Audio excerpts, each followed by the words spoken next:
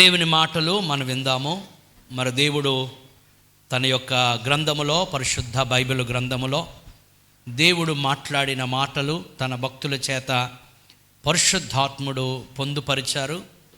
మరి అవే మాటలు మనకు జీవాన్ని ఇస్తాయి, మనకు బలాన్ని ఇస్తాయి, మనకు ఉపదేశం చేసి మనల్ని మంచి మార్గములో నడిపిస్తాయి.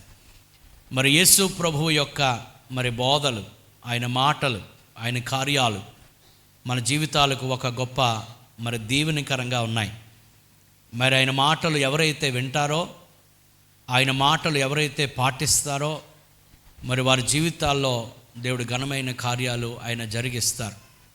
ఆయన మాట, ఆయన వాక్యము వెల్లడి అగుటతోడనే అక్కడ వెలుగు కలుగుతుంది. దేవుని స్తోత్రం కలుగునుగా.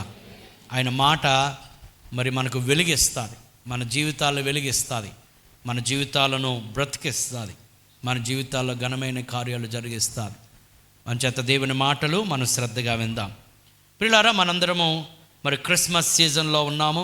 మరి ఎక్కడ చూసినా క్రిస్మస్ కార్యక్రమాలు అవుతూ ఉన్నాయి. మరి కొత్త కొత్త క్రిస్మస్ పాటలు, మరి క్రిస్మస్ క్యారల్స్, మరి ఎక్కడ చూసినా క్రిస్మస్ వాతావరణం మనకి కనబడుతూ ఉన్నది. మరి క్రిస్మస్ ఈ టైంలో మరి క్రిస్మస్ను అనుసరించి లేదా యేసు ప్రభువు యొక్క పుట్టుకను అనుసరించి జరిగిన సంఘటనలు, సన్నివేశాలను మనం దృష్టిలో పెట్టుకొని మరి కొన్ని విషయాలు మనం ధ్యానం చేద్దాం. గత వారం కాకుండా అంతకుముందు వారము మరి గొర్రెల కాపరులు దూత చెప్పిన మాటకు విధేయత చూపి మరి యేసు ప్రభువు పొత్తిగుడ్డలతో చుట్టబడిన మరి ఆ యొక్క పశువుల తొట్టె దగ్గరకు వెళ్ళి, పశువుల పాకు వెళ్ళి వారు ప్రభువుని చూచి సంతోషించి మరి స్తుతించి మరి ప్రభువుని గురించి మరి అనేక మందికి ప్రచురము చేశారు. దూత చెప్పిన మాట వారు విని వారు వాయిదా వేయకుండా త్వరితముగా వెంటనే అక్కడ అంటాడు, త్వరగా వెళ్ళి మరియను యోసేపును తొట్టిలో పండుకొని ఉన్న శిశువును చూచిరి. ఆ శిశువు మన ప్రభువు అయిన యేసుక్రీస్తు వారు. నిజానికి ఆయన అక్కడ శిశువుగా కనబడుతున్నాడు, కానీ ఆయన దేవాది దేవుడు, రాజులకు రాజు, ప్రభువులకు ప్రభువు. ఆ గొప్ప దేవుడే తన్ను తాను తగ్గించుకొని ఒక పసి బాలునిగా ఈ లోకానికి ఆయన వచ్చాడు. దీని స్తోత్రం. మరి ఆ యొక్క సన్నివేశాన్ని మరి సంతరించుకొని, ఆ సందర్భాన్ని పురస్కరించుకొని మరి ఆ గొర్రెల కాపరులు వెళ్ళి మరి చూసి సంతోషించి ఆయన స్తుతించి మరలా వారు ప్రభువుని గురించి వారు ప్రచురము చేశారు. ఇలాగ కొన్ని సన్నివేశాలు, సంఘటనల గురించి మనం క్రిస్మస్ ఈ సీజన్లో, ఈ టైంలో మనం అనేకమైన విషయాలు మనం నేర్చుకోవచ్చు. ఈరోజు కూడా మరొక అంశాన్ని మనం ధ్యానం చేద్దాము. ఈరోజు వాక్య ధ్యాన అంశముగా లూకా రాసిన సువార్త 2వ అధ్యాయము 1 నుంచి 7 వచనాలు మనం చదువుకుందాం. లూకా సువార్త 2వ అధ్యాయము 7 వచనాలు మనం చదువుకుందాం. ఆ దినములలో సర్వలోకమునకు ప్రజాసంఖ్య రాయవలెనని కైసరు ఔగుస్తు వలన ఆజ్ఞ ఆయను. ఇది కురేనియు సిరియా దేశమునకు అధిపతి అయి ఉన్నప్పుడు జరిగిన మొదటి ప్రజాసంఖ్య. అందరూ ఆ సంఖ్యలో వ్రాయబడుటకు తమ తమ పట్టణములకు వెళ్ళిరి. యోసేపు దావీదు వంశములోను గోత్రములోను తనకు భారీగా ప్రదానము చేయబడి గర్భవతి అయ్యుండిన మరియతో కూడా ఆ ప్రజాసంఖ్యలో వ్రాయబడుటకు గలిలయలోని నజరేతు నుండి యోదయలోని బెత్లెహేము అనబడిన దావీదు ఊరికి వెళ్ళెను. వారక్కడ ఉన్నప్పుడు ఆమె ప్రసవ దినములు నిండెను గనుక తన తొలిచూలు కుమారుని కని పొత్తిగొడ్డలతో చుట్టి సత్రములో వారికి స్థలము లేనందున ఆయనను పశువుల తొట్టిలో పరుండబెట్టెను. దేవుడి వాక్యాన్ని మన వినికిడిలో దీవించునుగాక. ప్రియులారా, యేసు ప్రభు వారు ఈ లోకానికి ఆయన నరరూపిగా వచ్చిన ఆ సందర్భాన్ని మనము క్రిస్మస్ అంటున్నాం. క్రిస్మస్ అనగా మరి క్రీస్తు ఈ లోకానికి ఆయన వచ్చారు కనుక క్రీస్తుని ఆరాధించుట. క్రిస్మస్ అంటే క్రీస్తుని ఆరాధించుట. అంచేత ఈ క్రిస్మస్ సందర్భాన్ని పురస్కరించుకొని మరి అనేక మంది, ముఖ్యంగా జ్ఞానులైన వారు యేసు ప్రభు యొద్దకు రావడము, ఆయనను పూజించడము, ఆయనను సాగిలపడము, ఆయన పసిబాలుడిగా ఉన్నప్పటికీ లేదా ఆయన శిశువుగా ఉన్నప్పటికీ మరి ఆయనను పూజించారు జ్ఞానులు. ఎందుకు అనంటే ఆయన బాలుడు కాదు, ఆయన దేవుడని వారు గ్రహించి వారు చాలా దూరం ప్రయాణం చేసి వచ్చి ప్రభువుని సాగిలపడి పూజించి నమస్కరించి ఆయన వారి దగ్గర ఉన్న బంగారము, సాంబ్రాణి, బోలమును ప్రభువుకి కానుకలుగా ఇచ్చారు. అలాగే అది వారు జ్ఞానులు చేసిన పని. అలాగే గొర్రెల కాపరులు చేసిన పని గతసారి మనం నేర్చుకున్నాం. అలాగే మరియా, అలాగే యోసేపు, మరి వీరందరూ కూడా ఈ క్రిస్మస్ చుట్టూ ఉన్న మరి క్యారెక్టర్స్గా మనం గమనించవచ్చు. వారి నుంచి కూడా కొన్ని విషయాలు మనం ధ్యానం చేయొచ్చు. అయితే ఈరోజు చదవబడిన లేఖన భాగంలో నుంచి కొన్ని విషయాలు మనము ధ్యానం చేద్దాం. మరి ఆ దినములలో, ఏ దినములలో? యేసు ప్రభువు వారి జన్మించే ఆ దినములలో ఈ దినము కొరకు లేదా యేసు ప్రభు యొక్క జన్మ కొరకు సంవత్సరముల తరబడి అనేక మంది ప్రజలు ఎదురు చూస్తూ ఉన్నారు. గలతీయులకు రాసిన పత్రికలో చదువుతాము, కాలము సంపూర్ణమైనప్పుడు దేవుడు తన కుమారుని ఈ లోకమునకు ఆయన పంపించాడు. Hallelujah. In the fullness of time, కాలము పరిపూర్ణమైనప్పుడు దేవుడు తన కుమారుడైన యేసుక్రీస్తు అని లోకానికి పంపించారు. ఆయన ఈ లోకానికి రావడానికి దేవుడు మరియను సాధనంగా ఏర్పరచుకున్నాడు. అందుకే ఒకానొక సందర్భంలో పరలోకము నుండి దేవదూత వచ్చి ఈ కన్య మరియగా ఉన్న ఈమెకు ప్రత్యక్షమై, దయాప్రాప్తురాలా, నీకు శుభం, నువ్వు దేవుని వలన కృప పొందుకున్నావు, ఇదిగో నువ్వు గర్భము ధరిస్తావు, నువ్వు ఒక కుమారుని కంటావు, ఆ కుమారుడు సర్వోన్నతిని కుమారుడు అని పిలువబడతాడు. అతడు గొప్పవాడు, నీ కడుపున పుట్టిన బిడ్డ ఏమవుతాడు? గొప్పవాడు అవుతాడు. అతని రాజ్యము అంతము లేనిదై ఉంటుంది. ఆయన రాజ్యానికి ఏమి లేదు? అంతము లేదు. ఈ లోకంలో ఉన్న అన్ని రాజ్యములకు, అన్ని రకముల ప్రభుత్వములకు, అన్ని అధికారములకు ఏదో ఒక రోజు అంతము, ఎండింగ్ అనేది ఉన్నది. కానీ యేసు ప్రభువు రాజ్యానికి అంతము లేదు. దేవుని స్తోత్రం కలుగును గాక. ఈ రాజ్యము కొనసాగుతూనే ఉంటుంది. చివరికి ఈ రాజ్యము యుగ యుగములు, తరతరములో నిలిచి ఉంటుంది. ఆ రాజ్యములో చేర్చుట కొరకే నిన్ను నన్ను దేవుడు పిలిచాడు. దేవుని స్తోత్రం కలుగును గాక.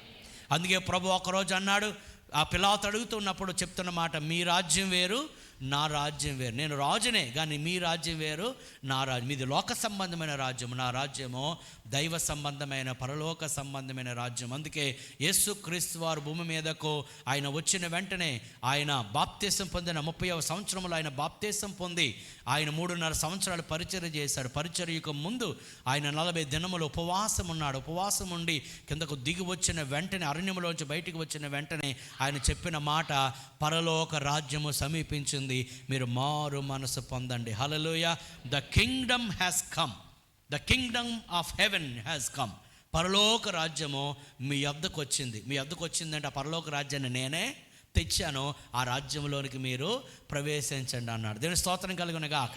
అంచేత యేసు ప్రభు వారు భూమి మీదకు ఆయన నరరూపిగా, ఒక శిశువుగా, ఒక పసి బాలునిగా ఆయన వచ్చిన ఆ సందర్భములో సర్వలోకమునకు ప్రజాసంఖ్య రాయవలనని కైసరు ఔగుస్తు వలన ఆజ్ఞాయనం. మరి సీజర్ అగస్టస్ అంటాం. మరి ఆ ప్రాంతాన్ని పరిపాలించే మరి సీజర్ అగస్టస్ కదా, అగస్టస్, ఔగుస్తు అని ఇక్కడ తెలుగులో రాయబడింది. అగస్టస్, ఔగుస్తు అనే ఈ యొక్క చక్రవర్తికి ఒక ఆలోచన వచ్చింది. ఈ యొక్క సర్వలోకములో ఉన్న వారందరూ కూడా మరి వారి వారి స్థలాలకు వెళ్ళాలి.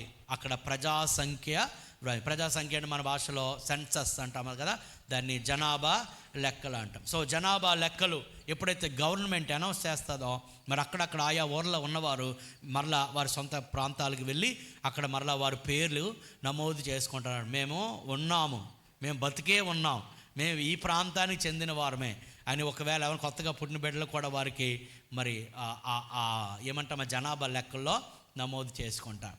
సో కరెక్ట్గా ఆ టైంలో, ఏ టైంలో చూడండి, 2వ వచనంలో ఇది కురేనియ సిరియా దేశమునకు అధిపతి అయి ఉన్నప్పుడు జరిగిన మొదటి ప్రజా సంఖ్య. అందరూ ఆ సంఖ్యలో వ్రాయబడుటకు తమ తమ పట్టణమునకు వెళ్ళిరి. యోసేపు దావీదు వంశములోను గోత్రులను పుట్టినవాడు గనుక తనకు భార్యగా ప్రదానము చేయబడి గర్భవతి అయి ఉండిన మరియుతో కూడా ఆ సంఖ్యలో రాయబడ్డానికి బెత్లెహేముకి వెళ్ళాడు. మీకు అర్థమవుతుందా? సో అప్పటికే వారు ఎన్నో నిందలు పడుతున్న వేళ, ఎందుకంటే అప్పటికే ప్రదానము చేయబడింది మరియా. ఆమెకు వివాహము కాలేదు. సాధారణంగా యోధ మత ఆచార ప్రకారము ఎప్పుడో వారికి చిన్నప్పుడు వారికి ఏమవుతారు, నిశ్చితార్థం అయిపోతారు, ఫలానా అమ్మాయికి ఫలానా అబ్బాయి అని. తర్వాత ప్రదానము జరుగుతారు. ప్రదానమునకు పెండ్లికి మధ్య గ్యాప్ ఉంటుంది. ఆ ప్రదానానికి పెండ్లికి మధ్య అది వారికి పరీక్షా కాలం. వారు పరిశుద్ధంగా వారు ఉండడానికి, వారు పరిశుద్ధతను కాపాడుకోవడానికి, వారి నిగ్రహ శక్తిని మరి కాపాడుకోవడానికి అది ఒక పరీక్షా కాలం అన్నమాట. అదొక పరీక్షా కాలం. మరి ఎంత కఠినంగా ఉంటుందంటే, ప్రదానము చేయబడిన తర్వాత ఒకవేళ చేయకూడని పని చేసే ఒకవేళ ఆమె గర్భము ధరిస్తే గనక వారిని తీసుకువెళ్ళి మరి ఊరు వెలుపల తీసుకెళ్ళి రాళ్లతో కొట్టి చంపేసేటంత పరిస్థితి. అటువంటి టైంలో ఈమె గర్భము ధరించింది. మీరు 2వ అధ్యాయంలో మొదటి అధ్యాయంలో చూస్తే ఆమె అంటది కదా, నేను పురుషుని ఎరుగని దానను కదా. ఇది ఎలా జరుగుతుంది? ఇది ఎలా జరుగుతుంది అంటే ఇది పరిశుద్ధాత్మ వలన జరుగుతుంది. నేను గర్భము ధరించింది ఎవరి వలన? పరిశుద్ధాత్మ వలన. గమనించాలి, చూడండి, 2 యవనస్సులకు ప్రదానము చేయబడింది, కానీ పెళ్ళి కాకముందే ఈమె గర్భము ధరించింది. అలాగని ఏదో తప్పు పని చేసి గర్భము ధరించడం కాదు. ఈమె గర్భము ధరించినది పరిశుద్ధాత్మ శక్తి ఆమెను కమ్ముకొని, అంటే సర్వోన్నతుని శక్తి నిన్ను కమ్ముకొనును గనుక నీవు ఒక బిడ్డకు నీవు జన్మను ఇస్తావు. అంటే ఇది అసాధారణమైన జన్మ. ప్రభువు యొక్క పుట్టుక, ఈ లోకానికి రావడం, ఇది అసాధారణంగా జరిగినది. అందుకే ఆయన జన్మ కూడా ఒక ఆశ్చర్యకరమైన సంగతే కదా. సో ఇటువంటి టైంలో గమనించాలి, సడన్గా ఆయనకు ఆలోచన వచ్చింది. ఎవరికి? ఔగుస్తుకి, కైసర్ ఔగుస్తుకి, ఆ చక్రవర్తికి లేకపోతే ఆ అధిపతికి ఆలోచన వచ్చింది. ఏంటి? ఇప్పుడు జనాభా లెక్కలు వేయాలి. ఉరుమి అని. ఇప్పుడే ఆమె గర్భవతిగా ఉన్నది. ఈ గర్భవతిగా ఉన్న ఈమెను ఎక్కడ తీసుకెళ్ళాలి? బెత్లెహేముకి తీసుకెళ్ళాలంటే నజరేతు నుండి బెత్లెహేముకి 150 కిలోమీటర్లు. ఎన్ని కిలోమీటర్లు? 150 కిలోమీటర్లు. అప్పుడు ఫ్లైట్స్ లేవు, లేకపోతే విమానాలు లేవు, ట్రైన్ లేవు, బస్సు లేవు, ట్రాన్స్పోర్ట్ లేదు. అప్పటికే ఈమె గర్భము ధరించింది. అప్పటికే వీరెన్నో నిందల అవమానాలు ఎదుర్కొంటా ఉన్నారు. అదే టైంలో మరి ఆయనకి జనాభా లెక్కలు వేయాలన్న ఆలోచన వచ్చింది. ఆలోచిస్తున్నారా? ఈ టైంలో ఇప్పుడు ఒకవేళ అనుకోవచ్చు, ఈ టైంలోనే రావాలా ఆయనకి ఆలోచన? ఎవరికి? చక్రవర్తి లేదా ఔగుస్తుకి, అధిపతికి ఈ టైంలోనే రావాలా? కానీ గమనించండి ప్రియులారా, ఇదంతా దేవుని యొక్క ప్రణాళిక. దేవుని స్తోత్రం కలుగునుగా. హల్లెలూయా. దేవుని ప్రణాళిక నెరవేర్చుకోవడం కోసం కొన్నిసార్లు దేవుడు అధిపతులను కూడా ఆయన వాడుకుంటాడు. కొన్నిసార్లు దేవునికి వ్యతిరేకంగా పనిచేసే వారిని కూడా దేవుడు వాడుకుంటాడు. కొన్నిసార్లు నీవంటే పడని వారిని కూడా దేవుడు వాడుకుంటాడు. God can use anyone to do good for you. నీకు ఒక మంచి చేయడం కోసం, లేదా దేవుని యొక్క ప్రణాళికలు ఒకరి జీవితంలో నెరవేర్చుకోవడం కోసం దేవుడు ఆ ఆలోచన పుట్టించాడు. సో ఎందుకు వీరు నజరేతు నుండి బెత్లెహేమునకు వెళ్ళాలి? సర్వోన్నతుని కుమారుడు, ఈ లోకాన్ని రక్షించే జగద్రక్షకుడైన ఆ యేసుక్రీస్తు బెత్లెహేములో పుడతాడు అనేది కొన్ని సంవత్సరాల క్రితమే ప్రవచనం చెప్పబడింది. దేవుని స్తోత్రం కలుగునుగాక. ఓ బెత్లెహేమా, నీవు అల్పమైన గ్రామమైనను నీలో నుండి ఆ రక్షకుడు ఉదయిస్తాడు. దేవుని స్తోత్రం కలుగునుగా. అంటే ఈ ప్రామిస్, జాగ్రత్తగా వినండి మాట, ఈ ప్రామిస్ లేదా ఈ ప్రోఫెసీ, ఈ ప్రవచనము, ఈ వాగ్దానము నెరవేరాలి అని అంటే దేవుడు ఎవరిని వాడుకోవాలి? ఔగుస్తును వాడుకోవాలి. అందుకే ఔగుస్తుని సడన్గా ఆలోచన వచ్చింది. మరి ఎందుకు వచ్చిందో వీరికి అర్థం కాదు, కానీ దేవునికి తెలుసు. దేవుని స్తోత్రం కలుగనగా. దీన్ని బట్టి మనం జ్ఞాపకం చేసుకునవలసింది ఒకటి, అక్కడ అధిపతికి ఆలోచన వచ్చింది, కానీ ఈ అధిపతికి వచ్చిన ఆలోచన కంటే దేవుని సార్వభౌమాధికారం చాలా గొప్పది. Hallelujah. God is in control. Our God is sovereign God. ఆయన సార్వభౌమ అధికారము కలిగిన వాడు. అంచేత నీ జీవితంలో ఏదైనా ఒక సిచ్యువేషన్ నీకు ఇబ్బంది కలిగించేది ఉంటే, నీకు కష్టము కలిగించేది ఉంటే గమనించండి, అది దేవుని సెలవు లేకుండా నీ జీవితంలోనికి అది రాలేదు. ఇది చాలా ఇబ్బందికరమైన పరిస్థితి. ఎవరికి? యోసేపు మరియలకు చాలా ఇబ్బందికరమే. ఆమె ప్రెగ్నెంట్గా ఉన్నది, ఆమె గర్భవతిగా ఉన్నది. ఆమెను మోసుకొని తీసుకుని 150 కిలోమీటర్లు ఆ చలికాలంలో వాళ్ళ ఊరు వెళ్ళాలి. మీకు అర్థమవుతుందా? ఒకవేళ ఆలోచించి ఇదేంటి, అసలే నిందల అవమానాలు ఎదుర్కొంటున్నామో ఇప్పుడు మరలా ఈ పని చేయాలా?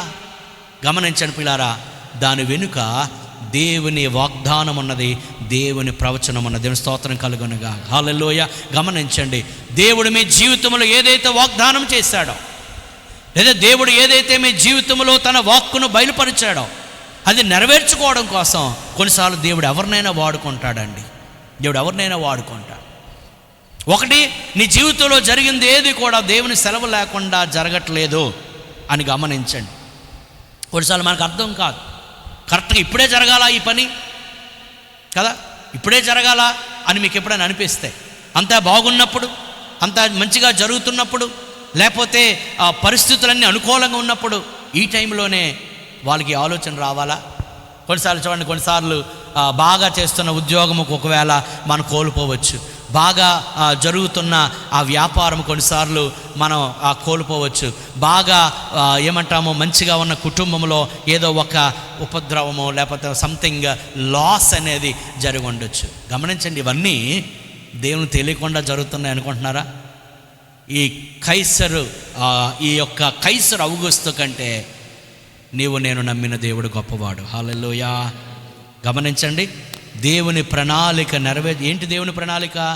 బెత్లెహేములో నుండి దైవ కుమారుడు ఉద్భవించాలి. దేవుని స్తోత్రం కలుగునుగా. ఆ కార్యం నెరవేరాలంటే దేవుడు ఒకడు మైండ్లో దూరాలి. మనం అంటాం కదా, కొన్నిసార్లు ప్రభువా నువ్వు అధికారుల మైండ్లోకి దూరిపోయి అలాగని ప్రార్థన చేస్తారు మీరు కదా. ఏదైనా కార్యం చేయాలి, ఏదైనా పని మీద వెళ్ళారు అనుకోండి, కలెక్టర్ గారికి ఏదో పిటిషన్ పెట్టాలనుకోండి, ప్రభువా నువ్వు కలెక్టర్ గారి మైండ్లో దూరిపోయి నువ్వు కలెక్టర్ గారి మైండ్ మార్చేసి మళ్ళా దూరం అని మాత్రం అడగం. గమనించండి, ఔగుస్తుని దేవుడు సాధనంగా వాడుకున్నాడు. ఎందుకు? దేవుని ప్రణాళిక నెరవేర్చడం కోసం. దేవుని స్తోత్రం కలుగనగా. నీ జీవితంలో దేవుని ప్రణాళిక నెరవేర్చడం కోసం దేవుడు మనుషులను కదుపుతాడండి. ఎందుకు వారికి ఆలోచన వచ్చింది? ఎందుకు సడన్గా నా జీవితంలో కష్టం కలిగింది? ఎందుకు సడన్గా వారు ఆ నిర్ణయం తీసుకోవడం బట్టి నేను కష్టంలో పడ్డానో? ఎందుకు నా అధికారుల నిర్ణయం బట్టి నేను డైలమాలో పడ్డానో అని ఆలోచనకు వస్తుందేమో, కానీ దానిపైన దేవుని చిత్తం ఉన్నది. Hallelujah. God works everything for our own good. Hallelujah. దేవుని ప్రేమించేవారు ఎంత యోసేపు మరియలు అంటే మామూలు వారు మనుషులు కాదండి. They are very much obedient to the will of God. దేవుని చిత్తమునకు సంపూర్తిగా లోబడిన వారండి యోసేపు మరియలు. వారేమీ పెద్దవారేమీ కాదు, వారు చాలా యవన ప్రాయములో ఉన్నవారు. మరి ఆమెకు సుమారు 15-16 సంవత్సరాలు ఉంటాయి అంతే. మరి ఆమె ప్రభువు మాటకు లోబడింది. ఇదిగో నీ గర్భమున కుమారుడు పడతాడు, నువ్వు గర్భం ధరిస్తావంటే అప్పటికే గుండెలో రాయి పడిపోవాలి కదా. నాకు ప్రధానమైంది పెళ్ళి అవ్వలేదు, నేను గర్భం ధరించడం ఏంటి? కానీ ఆ ప్రభువుని మోయడానికి ఆమె ఇష్టపడింది. దీని స్తోత్రం కలుగునుగాక.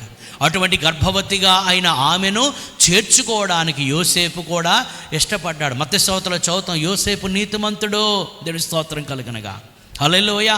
యోసేపు నీతిమంతుడు.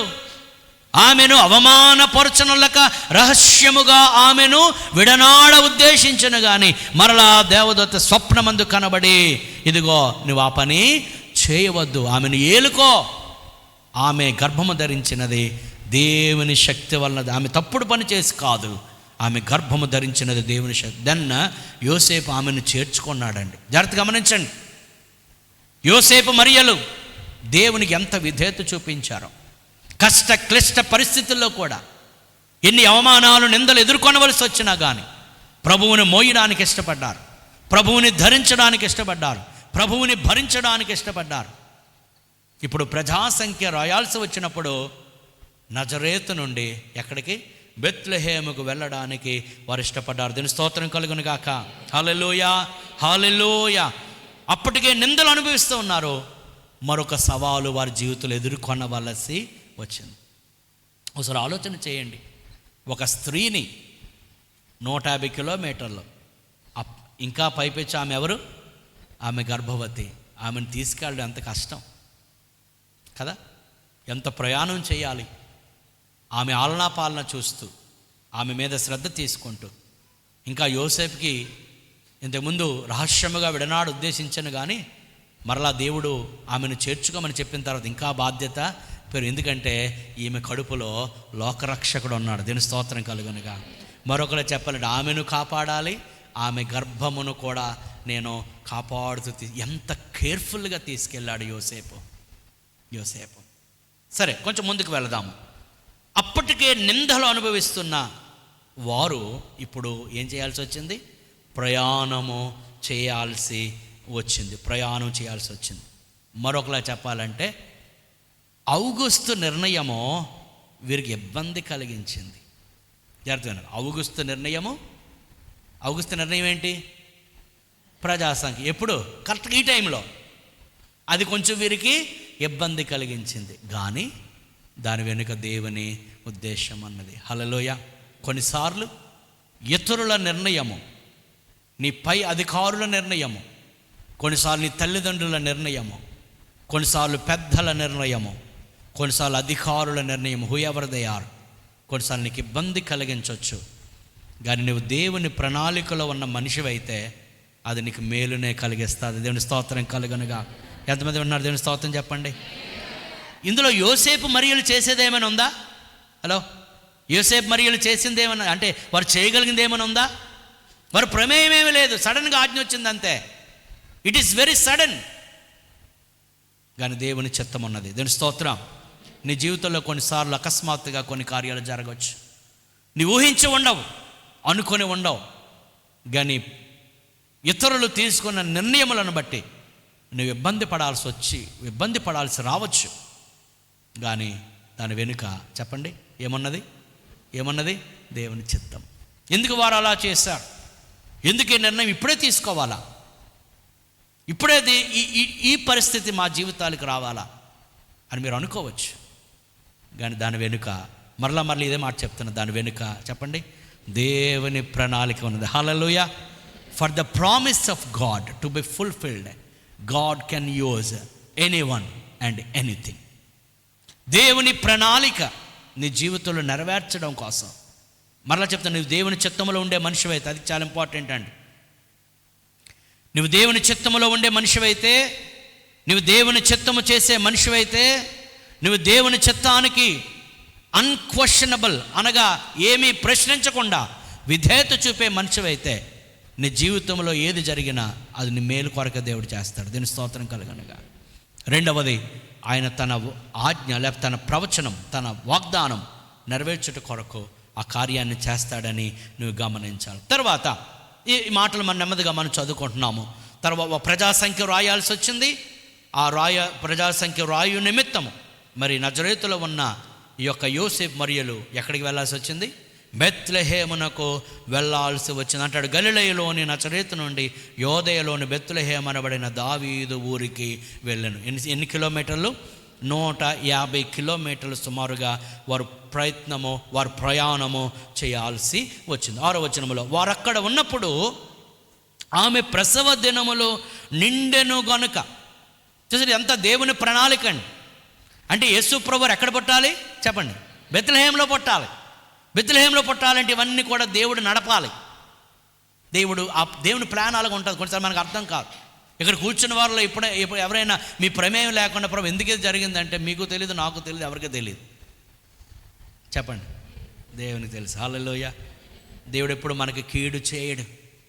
ఆయన ఇప్పుడు మనకు అన్యాయము మనకు అనిపిస్తుంది దేవుడు అన్యాయం చేశాడేమో, దేవుడు విడిచిపెట్టాడేమో. లేకపోతే ఏంటి సడన్గా ఈ పరిస్థితి? దేవుడు ఈరోజు ఎవరితో మాట్లాడుతున్నాడో నాకు తెలియదు. గమనించండి, అధిపతుల కన్నా అధికారుల కన్నా సార్వభౌమాధికారి మన మీద ఉన్నాడు. హల్లెలూయా. ఆయన సర్వాధికారము కలిగిన వాడు. ఆయన నీ జీవితాలు అన్నీ ఆయనే ఏం చేస్తాడు? నిర్వహిస్తాడు. దీని స్తోత్రం కలుగునుగా. ఇక్కడ 6వ వచనం వచ్చేటప్పటికి ఆమె ప్రసవ దినములు నిండెను కనుక 7వ వచనములో తన తొలిచూలు కుమారుని కను. సో మరియమ్మ గురించి మాట్లాడుతూ తన తొలిచూలు కుమారు అంటే యేసు ప్రభువారు ఆయన ప్రథమ సంతానం. అంటే మరియమ్మకు తర్వాత యేసు ప్రభు తర్వాత కూడా మరి బిడ్డలు ఉన్నారు అనే సంగతి ఇక్కడ స్పష్టమైనది. సో తొలిచూలు కుమారుని కని పొత్తి గుడ్డలతో చుట్టి సత్రములో వారికి స్థలము లేనందున ఆయనను పశువుల తొట్టిలో పరుండబెట్టారు. దీని స్తోత్రం కలుగును గాక. హల్లెలూయా. ఇక్కడ ఒక సంగతి దాని ముందుగా మనం ఆలోచన చేస్తే, దేవుని కార్యము నెరవేర్చుట కొరకు వారి సమర్పణ చాలా గొప్పది. మీకు అర్థమవుతుందా? వారి సమర్పణ చాలా గొప్పది. ఆయన కార్యము నెరవేర్చుట కొరకు వారు ఇష్టపడ్డారు. అంచేత వారి ద్వారా దేవుని ప్రణాళిక నెరవేరినట్లు మనం చూస్తున్నాం. దీని స్తోత్రం కలుగును గాక. హల్లెలూయా, హల్లెలూయా. తర్వాత అక్కడ చూస్తే తన తొలిచూలు కుమారునికని పొత్తిగుడ్డలతో చుట్టి సత్రములో వారికి స్థలము లేనందున ఆయనను పశువుల తొట్టిలో పరుండబెట్టారు. ఇది నిజానికి ఈ అంశము మీతో కొద్ది నిమిషాలు మాట్లాడాలని నేను ఆశిస్తూ ఉన్నాను. సత్రము ఘనతను పోగొట్టుకోనాల్సి వచ్చింది. సత్రము ఏం పోగొట్టుకుంది? ఘనత, ఆనర్, పేరు పోయింది. ఈ గొర్రెల కాపరులు వారు వెళ్ళినప్పుడు అక్కడ పొత్తి గుడ్డలతో చుట్టబడిన యేసు పశువుల తొట్టిలో ఎక్కడికి వెళ్ళారు వారు? గొర్రెల కాపరులు పశువుల తొట్టికి వెళ్ళారు. నిజానికి ఆ ఘనత అంతా దేనికి వచ్చిందంటే పశువుల తొట్టికి ఆ ఘనత దేనికి రావాలి? సత్రానికి రావాలి, లేదా సత్రపు యజమానికి రావాలి. ఈరోజు సత్రపు యజమానికి ఆ ఘనత లేదు. సత్రం ఉందంటే సత్రం ఓనర్ కూడా ఉంటాడు కదా. ఎందుకు ఆ సత్రమునకు, ఆ సత్ర యజమానికి ఆ ఘనత లేదు అని అంటే, యోసేపు మరియలను ఆ సత్రపు యజమాని చేర్చుకోలేదు. అంత మాత్రమే కాదు, యేసు ప్రభువుని ఆ సత్రపు యజమాని హీ లాస్ట్ ద ఆపర్చునిటీ. ఆ చేర్చుకునే అవకాశమును వారు కోల్పోయారు. ఒకవేళ తర్వాత అందరూ కూడా ఆ పశువుల తొట్టి గురించి మాట్లాడుకుంటూ ఉంటే, ఆ పశువుల పాక ఫేమస్ అయిపోతే, ఆ పశువుల తొట్టి ఫేమస్ అయిపోతే, ఆ సమాచారం ఒకవేళ ఈ సత్ర యజమానికి వద్దకు వచ్చుంటే ఏమనుకునేవాడు? మనం ఏమని అనుకునేవాడు? అయ్యో, ఆ ఘనతను నేను చేర్చుకోనున్నా బాగుండేది అని రిగ్రెట్ అని అనుకునేవాడేమో. అంచేత పిల్లారా, ఎందుకు ఆ సత్రములో ఎప్పుడైతే యేసు ప్రభువుని వారు చేర్చుకోలేదో, అనగా యోసేపు మరియలను దేవుని చిత్తము చేసేవారిని చేర్చుకోలేదో, అనగా వారిని పంపివేయుట ద్వారా తమ తీవ్రమైన నష్టాన్ని వారు ఎదుర్కొన్నారు. తీవ్ర నష్టం, ఘనతను కోల్పోయారు.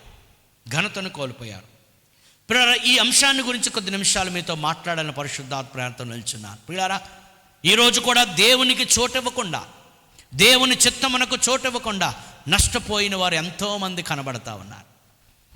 ఈ సత్రము దేవునికి చోటు ఇవ్వలేదు, యేసు ప్రభు వారికి చోటు ఇవ్వలేదు. పైపెచ్చు ఆ యోసేపు మరియలను, అలాగే మరియమ్మ మోసిన యేసు ప్రభును కూడా వారు ఏం చేశారు? నిరాకరించారు, తృణీకరించారు.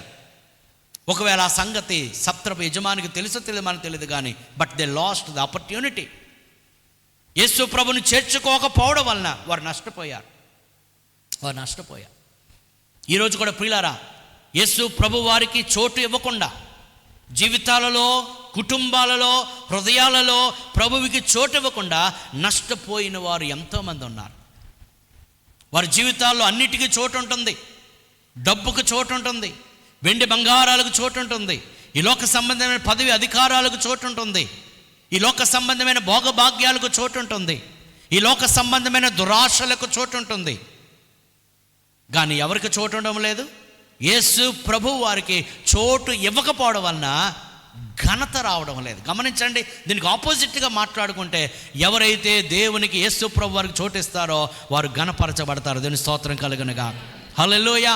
వారి జీవితాలు ధన్యమవుతాయి, వారి జీవితాలు ఆశీర్వదించబడతాయి. నీ జీవితంలో ప్రభువుకి చోటు ఇవ్వాలని ఆయన కోరుకుంటా ఉన్నాడు. దీని గురించి కొన్ని నిమిషాలు మనం ఈరోజు ఆలోచన చేద్దాం పిల్లలు. మత్తయి సువార్త 9వ అధ్యాయము 18వ వచనం నుంచి చూస్తే, మత్తయి సువార్త 9వ అధ్యాయము 18వ వచనం నుంచి ఒకసారి మనం ఆలోచన చేద్దాం. ఆయన ఈ మాటలు వారితో చెప్పుచుండగా, ఇదిగో ఒక అధికారి వచ్చి ఆయనకు మ్రొక్కి, నా కుమార్తె ఇప్పుడే చనిపోయినది, అయినను నీవు వచ్చి నీవు చేయి ఆమె మీద ఉంచుము, ఆమె బ్రతుకు. ఎంత గొప్ప ఈ అధికారికి ఎంత విశ్వాసం ఉన్నదో ప్రభువు మీద. ఇంకా చెప్పాలంటే ఆమె చనిపోవడానికి సిద్ధముగా ఉన్నది అని ఉంది అక్కడ. అమ్మా, చనిపోవడానికి సిద్ధంగా ఉంది అన్నారా? లేకపోతే డాక్టర్స్ ఇంక చచ్చిపోతుందని చెప్పారు, మీరు ఛేదం చేస్తే ఆమె బాగవచ్చు అని చెప్తున్నాడా? కాదు. నా కుమార్తె ఆల్రెడీ చనిపోయినది, అయినను నీవు వచ్చి. కొన్నిసార్లు మీ జీవితంలో చేయి దాటిపోవచ్చు కొన్ని పరిస్థితులు. ఇక మీ వల్ల కాదు, మీ చేతులు ఎత్తేసేయచ్చు. అది మీ కుటుంబ విషయాలు కావచ్చు, ఆర్థిక విషయాలు కావచ్చు, మీ బిడ్డల విషయాలు కావచ్చు. కొన్నిసార్లు మీ బిడ్డలకు చెప్పి మీరు అలసిపోయి ఉండొచ్చు. ఇక చేతులు ఎత్తేసి ఇక నా వల్ల కాదు, నా బిడ్డ విషయంలో చేసేదేమీ లేదు, లేదా నా భర్త విషయంలో చేసేదేమీ లేదు, లేదా నా పరిస్థితులు నా చేతిలో లేవు, ఇక నేను చేసేదేమీ లేదని మీరు చేతులు ఎత్తేసిన పరిస్థితులు వచ్చినా, మీరు ప్రభు యొద్దకు వస్తే గనక, ప్రభువుకి చోటిస్తే గనక ఆయన ఘనమైన కార్యాలు ఆయన చేస్తాడు. దీని స్తోత్రం కలుగును గాక. అంటాడు, ఈమె చనిపోయినది, నా కుమార్తె చనిపోయినది. ఆ మాట నాకు చాలా నచ్చింది. చనిపోయింది, ఇంక చేయడానికి ఏముంది?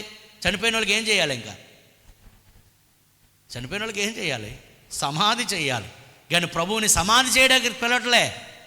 అయినను నీ మీద నాకు నమ్మకం ఉన్నది, అయినను నీవు వచ్చి నీ చెయ్యి ఆమె మీద ఉంచుము, ఆమె బ్రతుకునను. యేసు లేచి అతని వెంట వెళ్ళెను, ఆయన శిష్యులు కూడా వెళ్ళిరి. ఆ సమయమున ఇదిగో 12 సంవత్సరాల నుండి రక్తస్రావ రోగం స్త్రీ వచ్చింది. ఆ మధ్యలో అక్కడ జరిగిన సంఘటన, ఆమె రక్తస్రావ రోగం కలిగిన స్త్రీని ప్రభువు అక్కడ బాగు చేశాడు. ఆ కార్యమైన తర్వాత 23వ వచనం, అంతలో యేసు ఆ అధికారి ఇంటికి వచ్చి పిల్లల గ్రోవులు వాయించుచు వారిని గొల్లు చేయుచుండు, పిల్లల గ్రోవులు వాయించు వారిని గొల్లు చేయుచుండు జనసమూహమును చూచి ఏమన్నాడు? అది సంగతి. ఎంతమందికి అర్థమవుతుంది? ఏమన్నాడు? స్థలం ఇవ్వండి. అక్కడ సత్రములో ప్రభుకి ఏమి లేదు, స్థలం ఇవ్వలేదు. స్థలం ఇచ్చే బాగుండేది, ఆ సత్రము గొప్ప ఘనత పొందుకుండేది. ఇప్పుడు దేనికి వచ్చింది ఆ ఘనత? పశువుల పాకకి, ఆ పశువుల తొట్టుకొచ్చింది. They lost the opportunity. స్థలం ఇవ్వలేదు. ఈరోజు ఇక్కడ చదివితే, ఇక్కడ గమనిస్తే ప్రభు చెప్పిన మాట, స్థలం ఇవ్వండి. స్థలం ఇవ్వడం అంటే ఏంటి? స్థలం కొనుక్కోవడానికి కాదండి. ఏమంటున్నాడండి? నాకు చోటు ఇస్తే, నేను వెళ్ళడానికి అవకాశం ఇస్తే, నేను కార్యము చేయడానికి అవకాశం ఇస్తే, నేను అక్కడ ఆ కార్యాన్ని చేస్తాను అన్నాడు. స్థలం ఇవ్వండి. ఈ చిన్నది నిద్రించుచున్నదే కానీ చనిపోలేదని వారితో చెప్పగా వారు ఆయనను అపహాసించిరి. అంటే ఆమె చనిపోయిందా లేదా? మరి ప్రభు ఏమంటే నిద్రపోతున్నాడు. కొన్నిసార్లు మన ఆలోచన విధానం వేరు, ప్రభు ఆలోచన విధానం వేరు. దీని స్తోత్రం కలుగును. కొన్నిసార్లు ప్రస్తుతం మనకి ఏమి జరుగుతుందో దాన్ని బట్టి మనం అంచనా వేస్తాం. ప్రభువు ఏమి చేయబోతున్నాడో దాన్ని బట్టి ఆయన మాట్లాడతాడు. దీని స్తోత్రం కలుగునుగా. కొన్నిసార్లు మనం జరుగుతున్న దానిని బట్టి కలవరపడతాం, భయపడిపోతూ ఉంటాం. ఎందుకు అనంటే ఏమి జరగబోతుందో మనకు తెలియదు, కానీ ఏమి జరగబోతుందో ప్రభువుకి తెలుసు. దేవుని స్తోత్రం కలుగునుగాక. అన్నాడు, ఆమె నిద్రించుచున్నదే కానీ ఆమె చనిపోలేదు అని వారితో చెప్పగా వారు ఆయనను ఏం చేస్తున్నారు? ఆమె నీకు బుర్ర పని చేస్తుంది అసలు? ఆమె చచ్చిపోయింది, ఇక్కడ వీళ్ళందరూ గోలు పెడుతున్నారు, నువ్వేమంటావు? ఆమె చచ్చిపోలేదు, నిద్రపోయిందంటే నేను అనుకున్న ప్రభు అంటున్నాడు, నాకు తెలిసి నేనేం మాట్లాడుతున్నాను, మీరు నాకేమీ చెప్పాల్సిన అవసరం లేదు. ఎందుకంటే ప్రభు ఏం చేయబోతున్నాడో ఆయనకు తెలుసు కనుక. గమనించండి, జనసమూహమును పంపివేసి ఆయన లోపలికి వెళ్ళి ఆమె చెయ్యి పట్టుకొనగానే ఆ చిన్నది లేచెను. ఈ సమాచారము ఆ దేశమంతటా వ్యాపించిన. దీని స్తోత్రం కలుగునుగా. గమనించండి, ఆమె చచ్చిపోయినది, కానీ ప్రభువు ఆమెను బ్రతికించారు. ఎందుకు బ్రతికించారు? ఎలా బ్రతికించారు? కేవలము అక్కడ ప్రభువు వారికి ఏమిచ్చారు? వారు చోటు ఇచ్చారు. దాని స్తోత్రం కలుగునుగా. అని దాని అర్థం ప్రభువు వారు కార్యం చేయడానికి అవకాశం ఇచ్చారు. నీవు అవకాశం ఇవ్వకుండా దేవుడు నీ జీవితంలోకి జొరబడడానికి. అందుకే మన ప్రభు చాలా he's very decent and he's very dignified. సాతాన్లాగా జొరబడుకుని విలన్లాగా వచ్చాడు ఆయన. విలన్ ఏం చేస్తాడు? తలుపు తన్నుకొని లోపలికి వచ్చేస్తాడు. కానీ మన ప్రభు అలాగా రాడు. నువ్వు ఆహ్వానిస్తేనే వస్తాడు. దాని స్తోత్రం కలుగునుగా. అది యోహాను సువార్త 2వ అధ్యాయంలో గలిలయలో జరిగిన కానాలో జరిగిన పెళ్లికి యేసు ప్రభువును ఆయన తల్లి అయిన మరియయు ఆయన శిష్యులను ఆహ్వానించబడ్డారు. దీని స్తోత్రం కలుగునుగాక. ప్రకటన గ్రంథం ఇదిగో తలుపు వద్ద నుంచుని నేను తలుపు తట్టుచున్నాను. తలుపు తడుతున్నాడా? తలుపు తోసుకుని వచ్చేస్తున్నాడా? తలుపు తట్టుచున్నాను. ఒకవేళ మీరు ఆ తలుపు తీసిన ఎడల. ఈరోజు చాలామంది ప్రియులారా ప్రభువుకి చోటు ఇవ్వకపోవడం వలన వారు దేవుని దీవెనలు వారు పొందుకోవట్లేదు. దేవునికి చోటు లేదు వారి జీవితాల్లో, వారి హృదయాలలో, వారి కుటుంబాల్లో దేవునికి చోటు లేదండి. రకరకాల వారి సొంత ఆలోచనలకు, సొంత తలంపులకు, ఈ లోక సంబంధమైన సాంప్రదాయాలకు, ఈ లోక సంబంధమైన ఆచారాలకు చోటు ఉంటుంది. కానీ ఎవరికి చోటు లేదు చెప్పండి? యేసు ప్రభువుకు చోటు ఇవ్వలేదు. చోటు ఉండడం లేదు. అంటున్నాడు, నాకు మీరు స్థలం ఇస్తే చాలు, అంతా నేను చూసుకుంటా. అదే స్తోత్రం కలుగునుగా. కాకపోతే మనము ఆయనకు స్థలం ఇవ్వకపోతే పిల్లారా ఆయన కార్యాలు ఆయన జరిగించడు. సో వారు స్థలం ఇచ్చుట వలన. రెండవది, గలిలయలో జరిగిన పెళ్లిలోనికి ప్రభువుకి ఆహ్వానం ఇచ్చారు. వారు ప్రభువుని పిలిచారు, ప్రభువుని రమ్మన్నారు.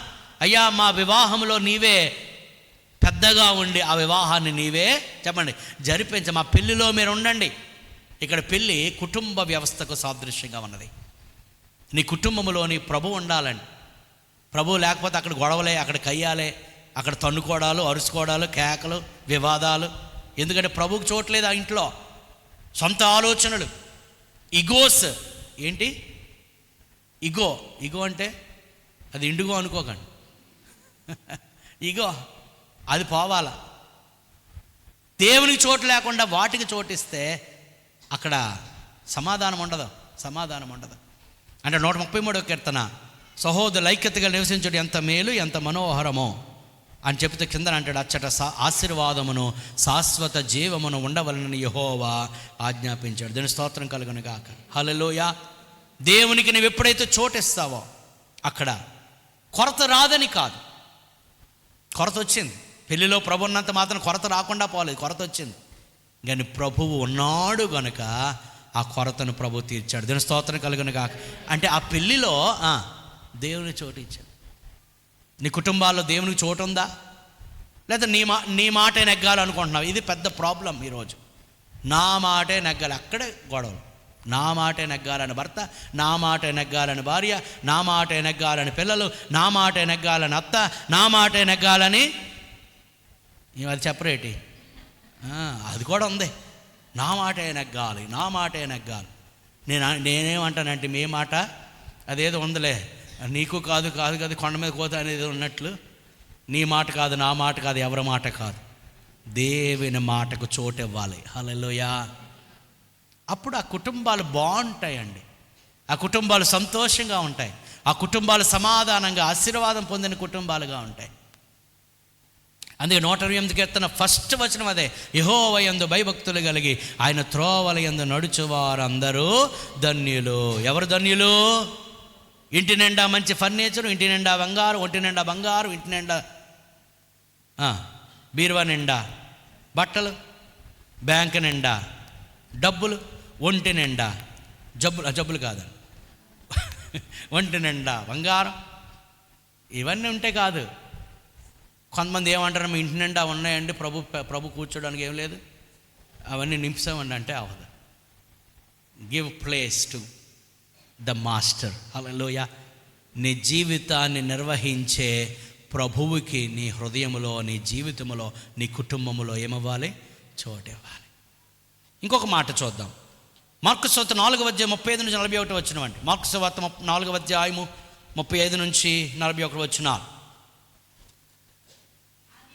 ఆ దినమే సాయంకాలం అయినప్పుడు ఆయన అద్దరికి పోవదమని వారితో చెప్పగా వారు జనులను పంపివేసి, చూడండి, ఆయనను ఉన్న పాటున చిన్న దోణిలో తీసుకుని వెళ్ళారంట. మీకు అర్థమవుతుందా? అంటే వారి దోణిలో యేసు ప్రభు వారికి ఏమిచ్చారు? చోటిచ్చారు. అక్కడ క్లియర్గా రాయబడింది, వారిని ప్రభువుని వారే చెప్పండి తీసుకుని వెళ్ళారు. అంటే ఆ దోణిలో చోటు ఇచ్చారు. ఆ దోణిలో ప్రభువుకి చోటిచ్చినంత మాత్రమున అక్కడ తుఫాను ఆగిపోలేదండి. అదంటే 36వ వచనంలో 37వ వచనంలో అప్పుడు పెద్ద తుఫాను రేగి. దేవుని స్తోత్రం కలుగును గాక. మీరు అక్కడ 2 మాటలు చదివిస్తే, ఒకటి చిన్న దోణి, 2 పెద్ద తుఫాను. కాకపోతే ఆ లోపల ఉన్న ప్రభువు ఆ పెద్ద తుఫాను కంటే పెద్దోడు. దేవుని స్తోత్రం కలుగునగా. నీది చిన్న దోణి, నీ దోణి మీదకి వచ్చినది పెద్ద తుఫాను. నీవు నమ్మిన దేవుడు దానికంటే గొప్పవాడు. కొన్నిసార్లు ఈ చిన్న జీవితం మీదకి, ఈ అల్పమైన జీవితం మీదకి కదా, ఈ దీన జీవితం మీదకి కొన్నిసార్లు పెద్ద తుఫాను రావచ్చు. గమనించండి, ప్రభు ఉన్నాడా లేదా ధోనిలో? హలో, అందరు ఎక్కడ ఉన్నారా? దేవుని స్తోత్రం చెప్పండి. ఎవరు మరి ఉన్నామండి అన్నారు, అది నాకు చాలా నచ్చింది. కొంతమంది ఉన్నారో లేదో కూడా తెలియదు. కొంతమంది కళ్ళు కానీ అలా వెళ్ళిపోతున్నాం దర్శనాలు. Okay, good. ఆ సమాధానం నన్ను నచ్చింది. ఉన్నారా అంటే ఏమన్నారు ఆయన? ఉన్నామండి అంటే దాని అర్థం మేము బాగా వెరీ గుడ్. అలా చెప్తే చాలు, నేను ఇంకో గంట సేపు చెప్పేస్తాను. మీరు అలాగంటే చాలు, గంటన్నర 2 గంటలు చెప్పుకుని వెళ్ళిపోవడమే. ఇంకా ఉత్తలేండి, గాబరా పడిపోకండి. హల్లెలూయా, దేని స్తోత్రం కలుగును గాక. అది చాలా మాట నచ్చింది నాకు. ప్రభువుని వారు అంటే ఆ ధోనిలో ప్రభువుకి చోటు ఇచ్చారు. ఆ సత్రములో ప్రభువుకి చోటు లేదు. Last the opportunity, last the blessing. ఆ పెళ్లిలో చోటు ఇచ్చారు కాబట్టి ఘనత వచ్చింది. ద్రాక్షారసం అయిపోయిన మరలా నీటినే ద్రాక్షారసముగా ఆయన మార్చి ఆయన ఘనత తెచ్చుకున్నాడు. రెండవది, పిలిచిన ఆ కుటుంబానికి దేవుడు ఘనత తెచ్చాడు. దేవుని స్తోత్రం కలుగునుగా. దేవునికి నువ్వు చోటిస్తే దేవునికి ఘనత వస్తుంది. దేవునికి నువ్వు చోటు ఇచ్చావు కనుక నీకు కూడా ఘనత వస్తుంది. ఈరోజు చాలా కుటుంబాల్లో చూస్తే పిల్లలు దేవునికి ఘనత లేదండి. దేవునికి చోటు లేదు. దేవుని చిత్తానికి చోటు లేదు. దేవుని వాక్యమునకు చోటు లేదు. ప్రార్థనకు చోటు లేదు. ఈ లోక సంబంధమైన చెత్తా చెదారం అంతటికి చోటు ఉంటుంది, బట్ నాట్ ఫర్ గాడ్. ఆ జీవితాల కుటుంబాల్లో సంతోషం ఉండదండి. ఈ చిన్న ధోని మీదకి పెద్ద తుఫాను వచ్చినప్పుడు ఇలా అంటాడు, ఆ పెద్ద తుఫాను రేగి ఆయన ఉన్న ధోని మీద అలలు కొట్టినందున ధోని నిండిపోయెను. ఆయన ధోని అమరమున తలగడి మీద తలవాల్చుకుని నిద్రించుచుండెను. వారు ఆయనను లేపి, బోధకుడా మేము నశించిపోవచ్చు, నీకు చెంతలేదని ఆయనతో అందుకు ఆయన లేచి గాలిని గద్దించి, హల్లెలూయా, ఆయన లేచి గాలిని ఆలోచన చేయడం. ఒకళ్ళు యేసు ప్రభువుని వారు తీసుకుని రాకపోతే ఎవరు గద్దెస్తారు? వీళ్ళు గాలిని చూసి భయపడిన వాళ్ళు గాలిని చూసి భయపడిపోయిన గాలిని ఎదిరించగలరా? ప్రభు ఉన్నాడు కాబట్టి ఆ గాలిని గద్దించాడు. దేవుని స్తోత్రం కలుగును గాక. ప్రతి జీవితం మీదకి, ప్రతి కుటుంబం మీదకి రకరకాల శోధనలు అలల వలె ఎగసి పడుతూ ఉన్న నిజంగానే జీవితంలో ప్రభువుకు చోటిస్తే ఆ గాలి పని ఆయన చూసుకుంటాడు. దేవుని స్తోత్రం కలుగును గాక. ఆయన లేచి గాలిని గద్దింపగా, అక్కడంటాడు గాలిని గద్దించి నిశ్శబ్దమై ఊరుకుండమని సముద్రముతో చెప్పగా గాలి అనగి మిక్కిలి నిమ్మలమైపోయింది. దానికి ముందు ఏం చేశారు వారు చెప్పండి? వారి ధోనిలో ప్రభువుకి చోటిచ్చారు. దేవుని స్తోత్రం కలుగును గాక.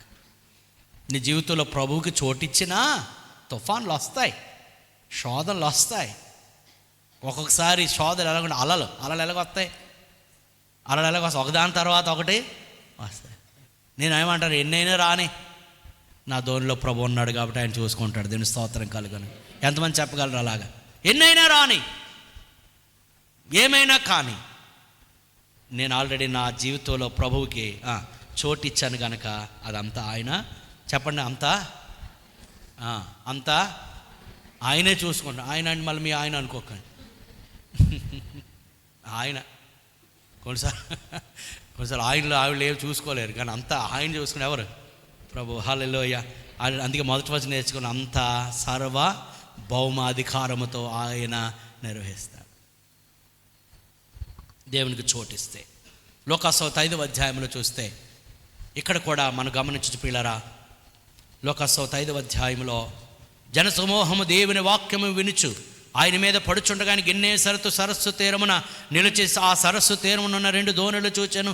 జాలరులు వాటిలో నుండి దిగి తమ వలలు కడుగుచుండిరి. ఆయన దోణులలో సీమోనుదైన ఒక దోణి ఎక్కి వారు వలలు కడుగుతున్నారంట. అంటే ఏమర్థం? వారు వలలేసి పని అయిపోయింది కానీ చేప పడలేదు కదా. ప్రయత్నాలు విఫలమయ్యాయి. కొన్నిసార్లు ప్రయత్నాలు విఫలమైపోతుంటాయి కదా. ఆ ప్రయత్నం అంతా విఫలమైపోయింది. ఇక ఏమి చేయలేక ఏం చేస్తున్నారు? వలలు కడుక్కొని చల్లజానా ఇంటికి వెళ్ళిపోదాం అనుకున్నారు. ఆ టైంలో చూడండి కదా, ఆయన ఆ దోణిలలో సీమోనుదైన ఒక దోణి ఎక్కి దరి నుండి కొంచెం గమనించాలి. సీమోనుదైన దోణిలోనికి ప్రభువుకి చెప్పని అర్థమైతే మన అంశం చోటిచ్చారు. హల్లెలూయా. ప్రయత్నాలు విఫలమైపోయిన సమయంలో ప్రభువుకి చోటిచ్చారు. ప్రభువు ఆ దోణి మీద కూర్చొని అన్నాడు, ఆ దరి నుండి కొంచెము లోపలికి త్రోయమని అతన్ని అడిగి కూర్చుండి దోణిలో నుండి బోధించిన అయిపోయిన తర్వాత అంటున్నాడు ప్రభు, నీవు దోణిను లోతుకు నడిపించు. దేని స్తోత్రం కలుగును గాక. ఎందుకు లోతుకు నడిపించమంటున్నాడంటే గమనించండి, ఎక్కడ చేపలు ఉంటాయో ప్రభువుకు తెలుసు. నిజానికి జాలర్లు వీరు. చేపలు ఎక్కడ పడితే ఎవరికి తెలుస్తుంది? నిజానికి ప్రభువుకి చేపలు పడడం రాదు, ప్రభువుకి చిత్రీ పడడం వచ్చు. ఎందుకంటే ఆయన వడ్రంగి వంశంలో పుట్టాడు కాబట్టి ఆయన చిత్రీ పట్టగలడు కానీ ఏం పట్టలేడు. అంటే మానవునిగా చూస్తే కానీ సమస్తాన్ని సృజించిన వాడు ఆయనే. దేని స్తోత్రం కలుగునుగా. ఆ సముద్రమును, ఆ సరస్సును, ఆ సరస్సులో ఉన్న జలచరములను సమస్తాన్ని సృజించిన వాడు ఆయనే. మామూలుగా ఆలోచన చేస్తే ప్రభువే ఆ చేపలకి ఆజ్ఞాపించి ఉండొచ్చు. దేని స్తోత్రం కలుగునుగాక. ఇదిగో నా శిష్యుని లోపల నడిపించమంట. ఈసారి వలేసిన వెంటనే అన్నీ వచ్చి పడిపోవాలి. అక్కడ చూస్తే 2 దోణెలు కంత కింద వచ్చినాం అంటాడు, మీరు వలలు వేయుడని చెప్పగా 5వ వచనం, సీమోను ఏలినవాడ, రాత్రంతా మేము ప్రయాసపడ్డాము కానీ మాకేమీ దొరకలేదు. అయినను చూసారా ఆ అధికారి ఏమన్నాడు? నా బిడ్డ చనిపోయినది, అయినను నీవు వచ్చి ఒకసారి మాట సెలవిస్తే నా బిడ్డ బతుకుతుంది. దేవుని స్తోత్రం కలుగునుగా. రాత్రంతా ప్రయాసపడ్డాము, ఒక్క చేప కూడా దొరకలేదు, అయినను నీవు మాట చెప్తున్నావు కదా. గమనించండి, ప్రభువుకి చోటు ఉన్నది, ప్రభువు యొక్క మాటకి చోటు. నీ జీవితంలో ఉందా ప్రభువుకి? ప్రభు మాటకు చోటు ఉందా? నీ జీవితంలో ఆయన మాట నెగ్గుతుందా? నీ కుటుంబంలో ఆయన మాట నెరవేరుతుందా కదా. కొన్నిసార్లు కొన్ని ఇంటి నిండా వాక్యాలు ఒక్కటి పాటించం. ఇంటి నిండా వాక్యాలే కదా, ఒక్కటి పాటించేది ఉండదు. మళ్ళీ క్యాలెండర్ నిండా వాక్యం, నా కృప నీకు చాలు, నా కృప నీకు చాలు, నా కృప నీకు చాలు. ఆయనకు చోటు ఉండాలి, ఆయన మాటకు. ధోనిలో ఆయనకు చోటు ఇచ్చారు. ఇప్పుడు అంటున్నారు, ప్రభువా నీ మాటకు కూడా మేము. కొంతమంది ప్రభువుకి చోటు ఇస్తారు కానీ ఆయన మాటకు చోటు ఎవరు? మార్తమ్మ ప్రభువుకి చోటు ఇచ్చింది కానీ ప్రభువు మాటకి, అర్థమవుతుందా? ప్రభు మాటకు చోటు లేదు. అలా కొంతమంది ప్రభువుకి చోటు ఇస్తారు కానీ ప్రభు మాటకు చోటు ఎవరు? వీరు ప్రభువుకి చోటు ఇచ్చి ప్రభు మాటకు కూడా చోటు ఇచ్చినందువలన అక్కడ అంటాడు, వారు విస్తారమైన చేపలు పట్టినందు చేత వారి వలలు పిగిలిపోవచ్చుండగా వారు వేరొక దోణిలో తమ పాలివారు వచ్చి తమ సహాయం చేయవలని సజ్జలు చేసి వారు వచ్చి 2 దోణిలు మునుగునట్లు నింపారు. ఒక్క చేప కూడా దొరకని పరిస్థితి నుండి 2 దోణిల నిండా విస్తారమైన చేపలు. కారణము చెప్పండి, ప్రభువుకి చోటు ఇచ్చినందువల్ల. దీని స్తోత్రం కలుగును గాక. హల్లెలూయా. నీ జీవితంలో, నీ కుటుంబంలో, నీ గృహములో దేవునికి చోటు ఉందా? ఆయనకు స్థలం ఇవ్వనందుకు సత్రపు యజమాని సత్రము ఆ ఘనతను కోల్పోయింది. ఈరోజు కూడా చాలామంది పిల్లారా ప్రభువుకి చోటు ఇవ్వకపోవడం వల్ల, ప్రభువు మాటకు చోటు లేకపోవడం వల్ల జీవితాలు నాశనం అయిపోతున్నాయి, కుటుంబాలు నాశనం అయిపోతున్నాయి, వ్యవస్థ నాశనం అయిపోతుంది. కానీ ఎక్కడ చోటు ఉంటుందో ప్రభువుకి, అక్కడ దేవుని కార్యాలు జరుగుతాయి. దేవుని స్తోత్రం కలుగును గాక. హల్లెలూయా. హల్లెలూయా. ప్రభువుకి కాకుండా నీ స్వంత ఆలోచనలకు చోటివ్వద్దు. ప్రభువు ఆలోచనలకు కాకుండా నీ సొంత ఆలోచనలకు చోటిస్తే నీకు నష్టమే కలుగుతుంది. సామెతల గ్రంథం 3వ అధ్యాయం 5వ వచనంలో అంటాడు, 5-6 వచనంలో, సబుద్ధిని నీవు ఆధారము చేసుకొనక ఏమండి నీ పూర్ణ హృదయముతో యెహోవా యందు నమ్మిక ఉంచుము, నీ ప్రవర్తన అంతటి యందు ఆయన అధికారమునకు ఒప్పుకొనుము, అప్పుడు ఆయన నీ త్రోవలను సరళం చేస్తాడు. క్యాలెండర్లో ఏముంటుంది? క్యాలెండర్లో నీ త్రోవలను సరళం, ప్రైజ్ ది లార్డ్ హల్లెలూయా అనుకుని వెళ్ళిపోతుంటారు. సాధారణంగా క్యాలెండర్లో ఉండే వాకులు చిన్న చిన్న మొక్కలే. నీ త్రోవలను, కానీ ముందు అప్పుడు అని ఉందండి బాబు. అప్పుడు చాలా ఇంపార్టెంట్ అండి బాబు. అప్పుడు, ఎప్పుడు, మళ్ళీ అప్పుడు అనకండి. కొంతమంది ఎందుచేత అంటే అందుచేత అంటారు. అందుచేత ఎప్పుడు, అప్పుడు, ఎప్పుడు నీ సబుద్ధినికి ఆధారం. కొంతమంది ఎలా ఉంటారు, తామే తెలివైన వాళ్ళు అనుకుంటారు. అత్తెలివితేటలు. నీ అత్తెలివితేటలు పనికిరావండి ప్రభు దగ్గర. Don't act two smart even than God. దేవుని కంటే తెలివైన వాళ్ళు అనుకోకండి. పెద్ద టైటానిక్ వాడు తయారు చేశాడు, పెద్దది. అంత తయారు చేసిన తర్వాత అన్నాడు, even God cannot sink it అన్నాడు. ఏమన్నాడు? దేవుడు కూడా దీన్ని ముంచలేడు అన్నాడు. ఏమైంది మరి? కొన్నిసార్లు ఏదో కొన్ని పనులు చేసి మనం అనుకుంటాం, నాకంటే తెలివైన వాళ్ళు ఎవరు లేరు అని అంటాం. నీ సొంత ఆలోచనలు పనికిరావా, నీ సబుద్ధి పనికిరాదు, ఆయన అధికారం. హల్లెలూయా. అంటే గమనించండి, దేవుని ఆలోచనలకు చోటు ఇవ్వాలి. నీ సొంత ఆలోచనలకు కాదు. ఆయన చిత్తం ఎప్పుడు కూడా రోమీయులకు రాసిన పత్రిక 12వ అధ్యాయం 2వ వచనంతో, దేవుని చిత్తము అది ఉత్తమమైనది, అది అనుకూలమైనది, అది సంపూర్ణమైనది. హల్లెలూయా.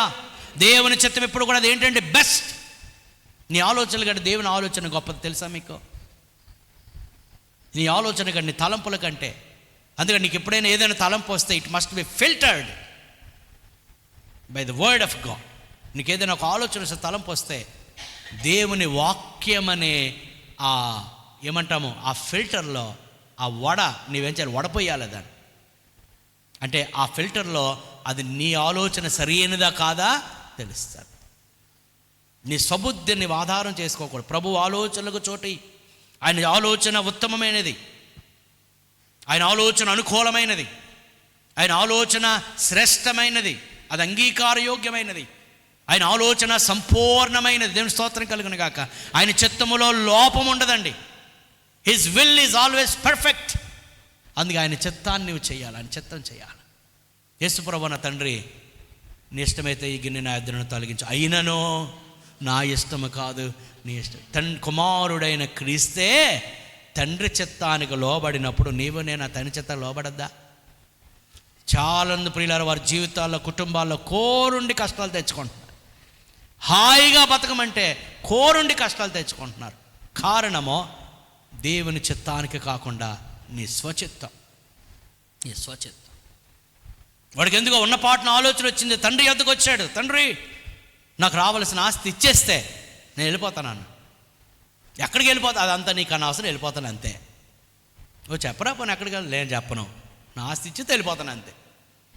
ఏం చేస్తాడు పాపం? ఏం చేయలేక ఆడికి రావాల్సిన వాట ఇచ్చిస్తే పోనీ అదేమని అనుభవించాడా? లేదు. ఎక్కడికి? దూర దేశానికి వెళ్ళిపోయి. ఎవరి ఆలోచన ఇది? అంటే తండ్రి ఆలోచన లేదనమాట అక్కడ, వాడు ఆలోచనే. దూరదేశానికి వెళ్ళిపోయి అక్కడ చాలా చాలా భయంకరమైన మాట రాయబడిందండి. లోకాసువార్త 15వ అధ్యాయము 30వ వచనం చదవండి. లోకాసువార్త 15వ అధ్యాయం 30వ వచనము. అయితే నీ ఆస్తిని వేశ్యలతో తినివేసిన. అబ్బా, నీ ఆస్తి ఎవరి ఆస్తి? తండ్రి ఆస్తి వేశ్యలతో తినివేసిన. అతను ఏమైనా అనుభవించాడా? లేదు. ఎవరికి పెట్టాడు?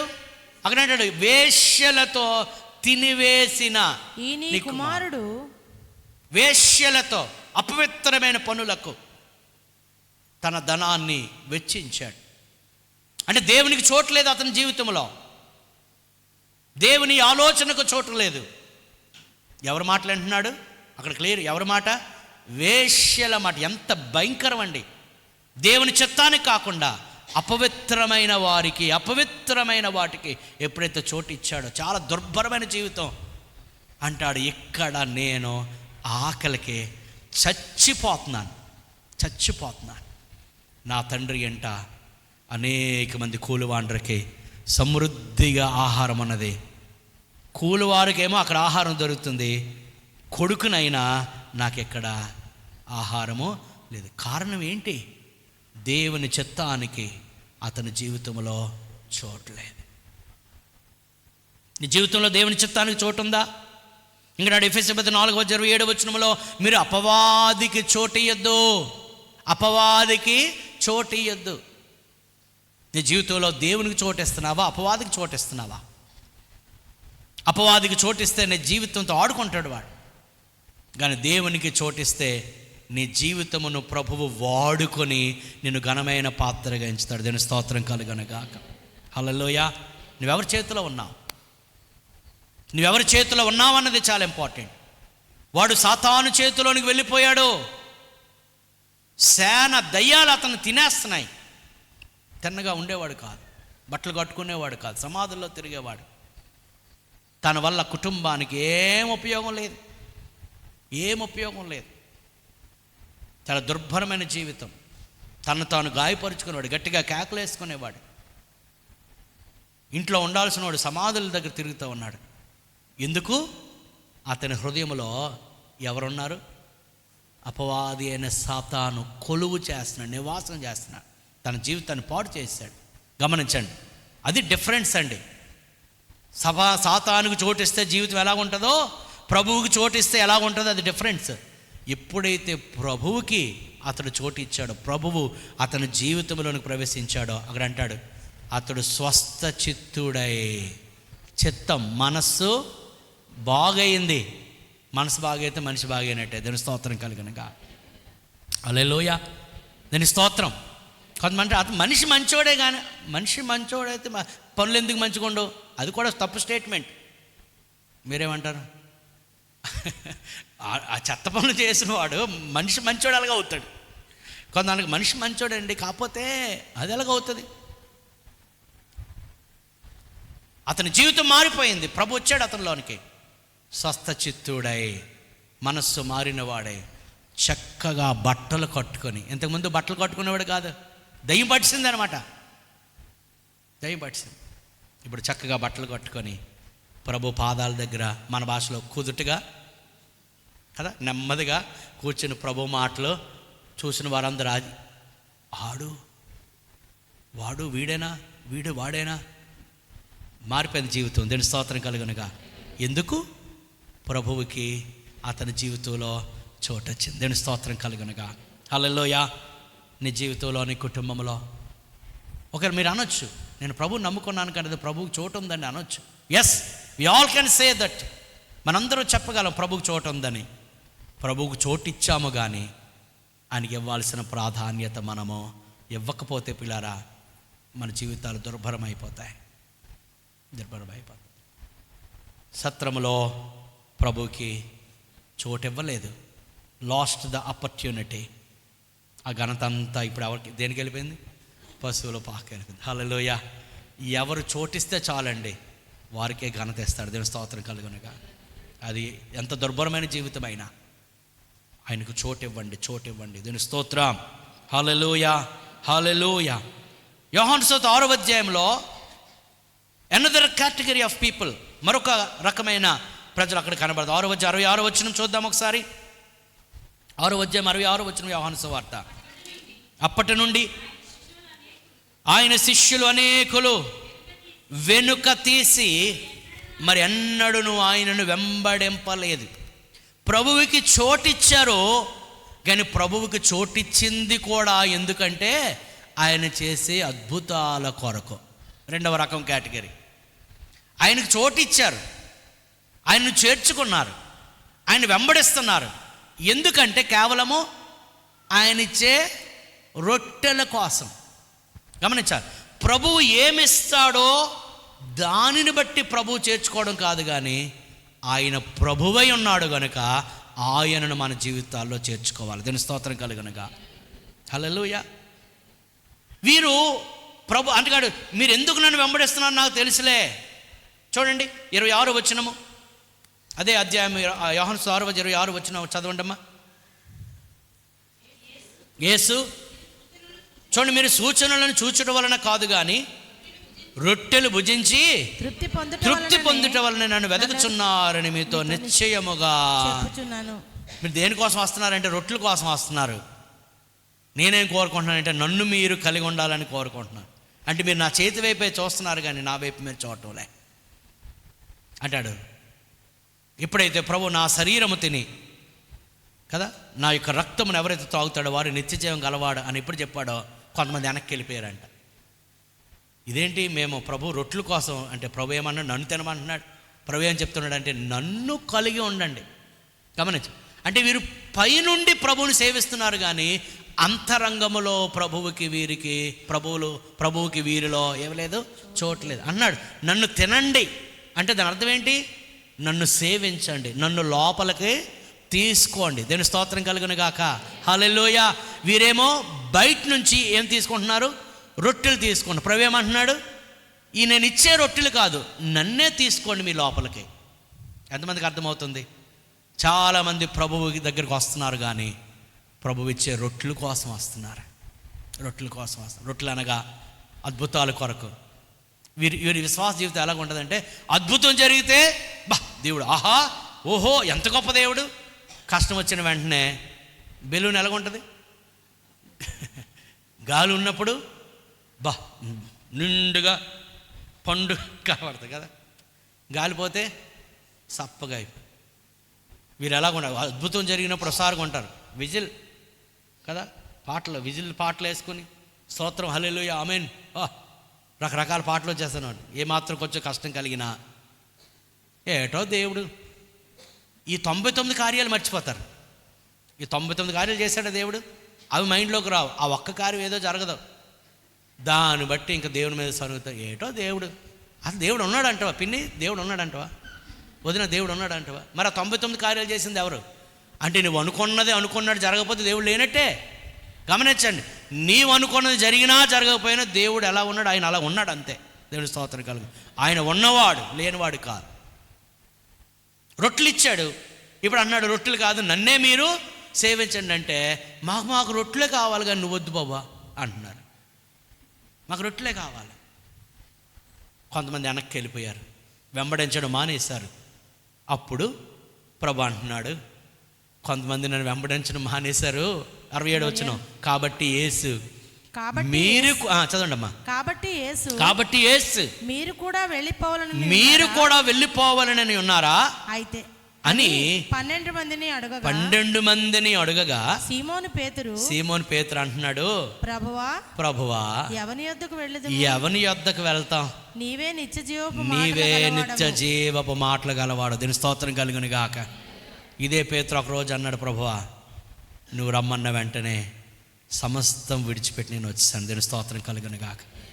అంటే పేతురు రొట్టెల కోసం వచ్చినవాడు కాదండి. అతనిలో లోపాలు ఉన్నాయి, బలహీనతలు ఉన్నాయి, కొన్నిసార్లు వెనకపడ్డాడు. కానీ పేతురు విశ్వాసం చాలా గొప్పదండి. ఏమని తెలుసా? ప్రభువా నీ ప్రాణానికి నా ప్రాణం అడ్డాన్ని కూడా చెప్పాడు పేతురు. దీని స్తోత్రం కలుగును. అటువంటి పేతురు అంటాడు, ప్రభువా ఎక్కడికి వెళ్ళగలం? ఇంకా చెప్పాలంటే నీవిచ్చే రొట్టెలు కాదయ్యా మాకు ముఖ్యమో, నీవిచ్చే నిత్య జీవము ముఖ్యం. దీని స్తోత్రం కలుగును గాక. హల్లెలూయా. ప్రభు అంటాడు, మన పితరులు మన్నాను తినినను వారు చనిపోయారు. ఈ రొట్టెలు తినడం కాదు, అసలైన నిత్య జీవాన్ని సంపాదించుకోండి. దీని స్తోత్రం కలుగును గాక. అంటాడు, మేము ఎక్కడికి వెళ్ళుదాము? నీవు నిత్య జీవపు మాటలు గలవాడవు అంటూ 68 వచనం అంటాడు. చాలా ఇంపార్టెంట్ విషయం, నీవే దేవుని పరిశుద్ధుడవని మేము విశ్వసించి ఎరిగి ఉన్నామని ఆయనతో చెప్పిన. దేవుని స్తోత్రం కలుగును గాక. హల్లెలూయా. నీవు ఏమిస్తావని కాదు, నీవేమై ఉన్నావో దాన్ని బట్టి నేను నమ్ముతున్నాను. నువ్వెవరివి అంటాడు, నీవు పరిశుద్ధుడవు, నువ్వు దేవుని కుమారుడవు. మత్తయి 16 అంటే నువ్వు సజీవుడగు దేవుని కుమారుడవు. దేవుని స్తోత్రం కలుగును గాక. ప్రియరా, ప్రభువారు ఏమి ఇస్తారని దాన్ని బట్టి ఆయన చేర్చుకోవడం, ఆయన నమ్ముకోవడం, ఆయన వెంబడించడం, ఆయన విశ్వసించడం, ఆయన మందిరానికి రావడం, ఆయన సన్నిధిలో కూడుకోవడం కాదు. ఆయన ఏమై ఉన్నాడో దాన్ని బట్టి ఆయనను ఆరాధించాలి. హల్లెలూయా. దాన్ని బట్టి ఆయనకు మనం చోటు ఇవ్వాలి. ఆయన చోటిస్తే చాలు, మిగతాది అంతా చెప్పండి ఆయన చూసుకుంటాడు. దేవుని స్తోత్రం కలుగును గాక. హల్లెలూయా. నువ్వు ఎలాగున్నావు? ఆయన ఏదైనా ఇస్తాడని ప్రభు దగ్గరికి వస్తున్నావా, లేదా ఆయన ఏమై ఉన్నాడో దాన్ని బట్టి. If you depend upon only on the miracles and wonders, కేవలం ఆయన చేసే అద్భుతాలు, ఆశ్చర్యకార్యాల మీదే నువ్వు మనసు పెడితే you will lose the eternal life. దేవుని స్తోత్రం కలుగును గాక. నువ్వు నిత్య జీవాన్ని నీవు కోల్పోయే ప్రమాదం ఉన్నది. పిల్లారా, ఆనాడు సత్రపు యజమాని సత్రములో అతనికి ఏమివ్వలేదు, చోటు ఇవ్వలేదు. చాలా నష్టాన్ని తెచ్చుకున్నాడు. ఘనత అంతా, రావలసిన ఘనత పోయింది. ఈరోజు కూడా పీపుల్ మిస్ జీసస్. ప్రభువుని కోల్పోతున్నారు. ప్రభువు కొరకు మిగతా వాటిని వారు కలిగి ఉంటున్నారు, కానీ వాటిని కోల్పోయినా పర్వాలేదు, ప్రభువు నాకు కావాలనే వారు చాలా తక్కువ మంది కనబడుతున్నారు. మనం ఎలాగ ఉన్నామో మన పరిశీలన చేసుకోవాలి. సో మరొక మెట్టు మనం ముందుకు వెళితే, స్థలము వారికి లేదు. కొంతమంది ప్రభువుకి స్థలం ఇచ్చారు, కానీ ప్రభువుతో గడపడానికి సమయము లేదు. అసలు ఆ స్థలమే ఇవ్వలేదు ఆయన. మనలో చాలామంది ప్రభువుకి ఏమిచ్చాం? స్థలం ఇచ్చాం, కాకపోతే ఆయనకి ఏమవడం లేదు, సమయం ఇవ్వడం లేదు. ఈరోజు ఎక్కడ చూసినా కూడా ఒకే మాట, నాకేం లేదు, సమయం లేదు. ప్రార్థన చేసుకోవడానికి టైం లేదు, మందిరానికి రావడానికి టైం లేదు, భక్తి చేయడానికి టైం లేదు, టైం లేదు, టైం లేదు, టైం లేదు. గమనించండి, రాజుకైనా ఊర్లో ఉన్న సామాన్యుడికైనా ఎన్ని గంటలు? 24 గంటలు. అమెరికన్ ప్రెసిడెంట్ ట్రంప్ గారికైనా 24 గంటలే, లేదా సాధారణ పనివానికైనా 24 గంటలే. మరి ట్రంప్ గారు ఆ పెద్ద రాజ్యాన్ని నిర్వహించడానికి ఆయనకి టైం ఉన్నప్పుడు, మరి మనకెందుకు టైం ఉండట్లేదంటే we're not managing our time. Okay, స్థలం ఇవ్వలేదు. కొంతమంది స్థలం ఇవ్వలేదు, కొంతమంది స్థలం ఇచ్చారు, కానీ ఆయనకు సమయం ఇవ్వడం. అందులో మార్త కనబడుతుంది. మార్త ప్రభువుని చేర్చుకుని అసలు పిలిచిందే, ప్రభు మా ఇంటికి రానాయనా, నువ్వు ఎలాగైపోతే ఎలాగరా అంటే ప్రభు వెళ్ళాడు. వెళ్ళి ఆవిడ పనులు చేసుకుంటుంది. మరి ఏమో ప్రభు పాదాల దగ్గర కూర్చుంటుంది. ప్రభు ఏమన్నాడు? మార్తా మార్తా, నువ్వు విస్తారమైన పన్ను పెట్టుకొని నువ్వెందుకు తొందరపడుతున్నావు, ఎందుకు విచారం కలిగి ఉన్నావు? మరియ చూడు, ఉత్తమమైనది ఏర్పరచుకుంది. మరియా నాకు సమయం ఇస్తుంది. దేవుని స్తోత్రం కలుగునగా. పిల్లారా, ఎవరైతే ఆయనకు సమయం ఇస్తారో, ఆయన సన్నిధిలో గడపడానికి, ఆయనను ప్రార్థించడానికి తమ సమయాన్ని ఎవరైతే ఇస్తారో పిల్లారా, వారు దేవుడు దీవిస్తారు. సో ఈరోజు ప్రజలకు సమయము ఎందుకు ఉండడం లేదు అని అంటే, దేవుని కంటే లోక సంబంధమైన ఐహిక విచారములు ఎక్కువైపోయాయి. ఏమి తిందుమా, ఏమి త్రాగుదమా, ఏమి ధరించుకుందామా అనే ఆలోచనలోకి వెళ్ళిపోతున్నారు మనుషులు. ధనాపేక్ష సమస్తమైన కీడులకు మూలమన్నట్లు ధనార్జన ప్రాముఖ్యమైపోయినది. ఆనాటి కాలంలో ప్రభువు కొరకు ధనమును పక్కన పెట్టిన వారు ఉన్నారు. ఈరోజు ధనము కొరకు ప్రభువుని పక్కన పెట్టిన వారు ఉన్నారు. ధనమును ఆశించి ఇస్కరియోతు యోధ ధనం మీద ఆశ పెట్టుకుని ఎవరిని కోల్పోయాడు? He lost the saviour. ప్రభువుని కోల్పోయాడండి. చివరి గురి పెట్టుకొని చచ్చిపోయే ప్రమాదంలోకి వెళ్ళిపోయాడు. కారణమో దేవుని స్థానంలో ఏదొచ్చేసింది? డబ్బు. ఈరోజు డబ్బు ఉంటే చాలండి మనిషికి. అలాగైపోయారు మనుషులు. డబ్బు కోసం, మళ్ళీ అంటే ధనం కోసం గడ్డి తినే మనుషులు తయారయ్యారు. డబ్బు కాదండి, దేవుడు కావాలి మనకు. దేవుని స్తోత్రం కలుగునుగా. అంటాడు దేవుడు ఉంటే మనకు అన్నీ ఉన్నట్లే. దేవుని స్తోత్రం. అందుకని ఏమి తిందుమో, ఏమి త్రాగుదమో, ఏమి ధరించుకుందామో వాటి గురించి చింతించకండి. వాటన్నిటి గురించి ప్రభు చింతిస్తున్నాడు, విచారిస్తున్నాడు. మీకు ఏం కావాలో తెలుసు. ఆకాశ పక్షులు చూడండి, విత్తవు కోయవు కొట్లలో కూర్చుకుని, అయినప్పటికీ వాటి తండ్రి వాటికి పోషిస్తున్నాడు. మీరు పిచ్చుకల కంటే ఆకాశ పక్షుల కంటే శ్రేష్ఠులు కారా? వాటిని పోషిస్తున్న దేవుడు నిన్ను కూడా పోషిస్తాడు. కాబట్టి మొదట ఆయన రాజ్యాన్ని, ఆయన నీతిని వెతకండి, అప్పుడు అవన్నీ నేను మీకు ఇస్తానన్నాడు. దేవుని స్తోత్రం కలుగునుగా. ఒకరోజు ప్రభు అన్నాడు, ఎవరు కూడా ఇద్దరు యజమానులకు దాసునిగా ఉండనేరడు. ఒకడు దేవుణ్ణి సిరిని ఒకే సమయంలో సేవించలేడు. అయితే ధనమునైనా సేవించాలి, దేవునైనా సేవించాలి. దేవుని సేవిస్తే ధనాన్ని విడిచిపెట్టాలి. ధనమును సేవించేవాడైతే అతడు దేవుణ్ణి సేవించలేడు. ఇద్దరు యజమానులకు అతడు దాసునిగా ఉండలేడు అంటున్నాడు. ఈరోజు ప్రభువుకి చోటు ఉందా, లేదా డబ్బుకా, లేదా ఈ లోక సంబంధమైన భోగభాగ్యాలకా? దేవుని పిల్లలు ఈ శరీరాశ, నేత్రాశ, ఈ జీవపు డంబాన్ని మానుకోవాలండి. అంటే లోకమును దాని ఆశయాలు గతించిపోవును కానీ దేవుని చిత్తము చేయవాడు నిరంతరము నిలుచును. దేవుని స్తోత్రం కలుగును గాక. హల్లెలూయా. కొంతమంది దేవుని నమ్ముకుంటారు కానీ ఈ వ్యామోహాలు పోవు. ఈ వ్యామోహాలు పోవు. నీ నిజమైన భక్తి లోక సంబంధమైన విషయాల గురించి నువ్వు ఎలాగో ఆలోచిస్తున్నావో దాన్ని బట్టి తెలిసిపోద్ది. కొంతమంది అంటారు, ప్రభా నీ ఉంటే నాకు నీ ఉంటే నాకు చాలయ్యా. పాడండి అమ్మ ఒకసారి. ఇప్పుడు పాడరేమో, తర్వాత ఏదో అంటానని మీకు తెలుసా. నీ ఉంటే నాకు చాలు యేసయ్యా, నీ వెంటే నేను నీ ఉంటే నాకు. మరి ఎందుకంటే ఎవరో లేకపోతే ఎందుకు అలా ఏడ్చుకుని రాత్రి అంతా ఏడ్చుకుని? నువ్వేమన్నావు? ఏం పాడావు ఇక్కడ? మనలో నువ్వేం పాడావు? నీ ఉంటే నాకు ప్రభా నాతో మాట్లాడడం. రాత్రి అంతా ఏడుపు ఎందుకు? ఆవిడ మాట్లాడడం మానేశాడు, లేదా ఈయన మాట్లాడడం మన ఇంటికి రావడం మానేశాడు. ఎక్కడేం పాట? నీ ఉంటే నాకు చాలు యేసయ్యా. మళ్ళీ దీర్ఘం ఒకటే, నీ వెంటే నేను ఉంటా యేసయ్య. ఆయన అంటే కొన్నిసార్లు ఎలాగ ఉందంటే, ఆయన నీ అంట వస్తామని ఆయన విడిచిపెట్టి వెళ్ళిపోతున్నారు. ఆయన అలాగే వెళ్ళిపోతున్నారు, వీళ్ళు అలాంటి వెళ్ళిపోతున్నారు. కరెక్ట్. ఆస్తులన్నీ పోయినా పాడండి. అనాథగా మిగిలినా ఆప్తులే నన్ను విడనాడినా, ఆరోగ్యం క్షీణించిన నీ మాట. ఈ మాట గుండె మీద చేసుకొని చెప్పండి. గుండె మీద చేసుకొని చెప్పండి.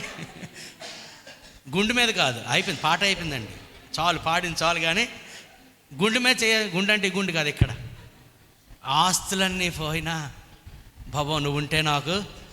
అబ్బా నేనేంటే అది వేషధారణ అంటాను. అది పాట ఒకటి, ప్రవర్తన ఒకటి. పాట ఒకటి, చేసే పనులు ఒకటి. వ్యామోహం పోవాలి. ఎవరు కావాలి నీకు? దేవుడా, ధనమా?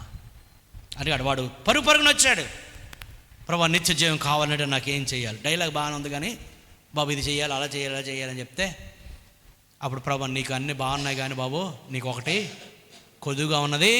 నువ్వు పరిపూర్ణుడు అవ్వాలంటే నీ ఆస్తిని అమ్మేసి పేదలకి ఇచ్చి వచ్చి నన్ను వెంబడి. అంటే దేవుని దగ్గర కోసం అన్ని వదిలేయాలా అని దాని అర్థం కాదు. ఎందుకు పర్టికులర్గా మనిషి చెప్తున్నాడు? మైండ్ అంతా ఎక్కడుంది? డబ్బు మీదే. డబ్బు ఉంటే చాలు.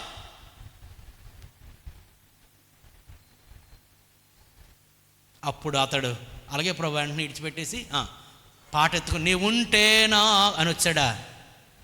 ఏం చేశాడు? అతడు మిక్కిలి వ్యసనపడి వెళ్ళిపోయాడు. ఏం కోల్పోయాడు? నిత్య జీవాన్ని కోల్పోయాడు. దేనికోసం? డబ్బు కోసం. కొంతమంది ఏంటో మైండ్ డబ్బు. తిమోతి రాసిన మొదటి పత్రిక 6:10 అంటాడు, ధనాపేక్ష సమస్తమైన కీడులకు మూలం. ధనాపేక్ష సమస్తమైన కీడులకు మూలం. నువ్వు చచ్చిపోయినప్పుడు నీ మొలతాడు కూడా ఉంచరండి. ఆ మధ్యలో సమాధి ఆపేశారు. ఏంటంటే మొలతాడు కొయ్యాలని ఆడే ఆ చచ్చిన ముక్కు తెగదు, ఆ కత్తి పట్టుకొచ్చాడు వాడు. అది అంతగానే కోస్తారు. నేను అంటాను ఉంచాను, అమ్మ అది ఉంచకూడదండి, కోసేయాలి. ఇంకో ఆవిడ ముక్కులో నత్తి ఉండిపోయింది, అది కోసేయడానికి పట్టుకొచ్చాడు ఇంకొకడు. అమ్మ ఎందుకు వదిలేయాలి?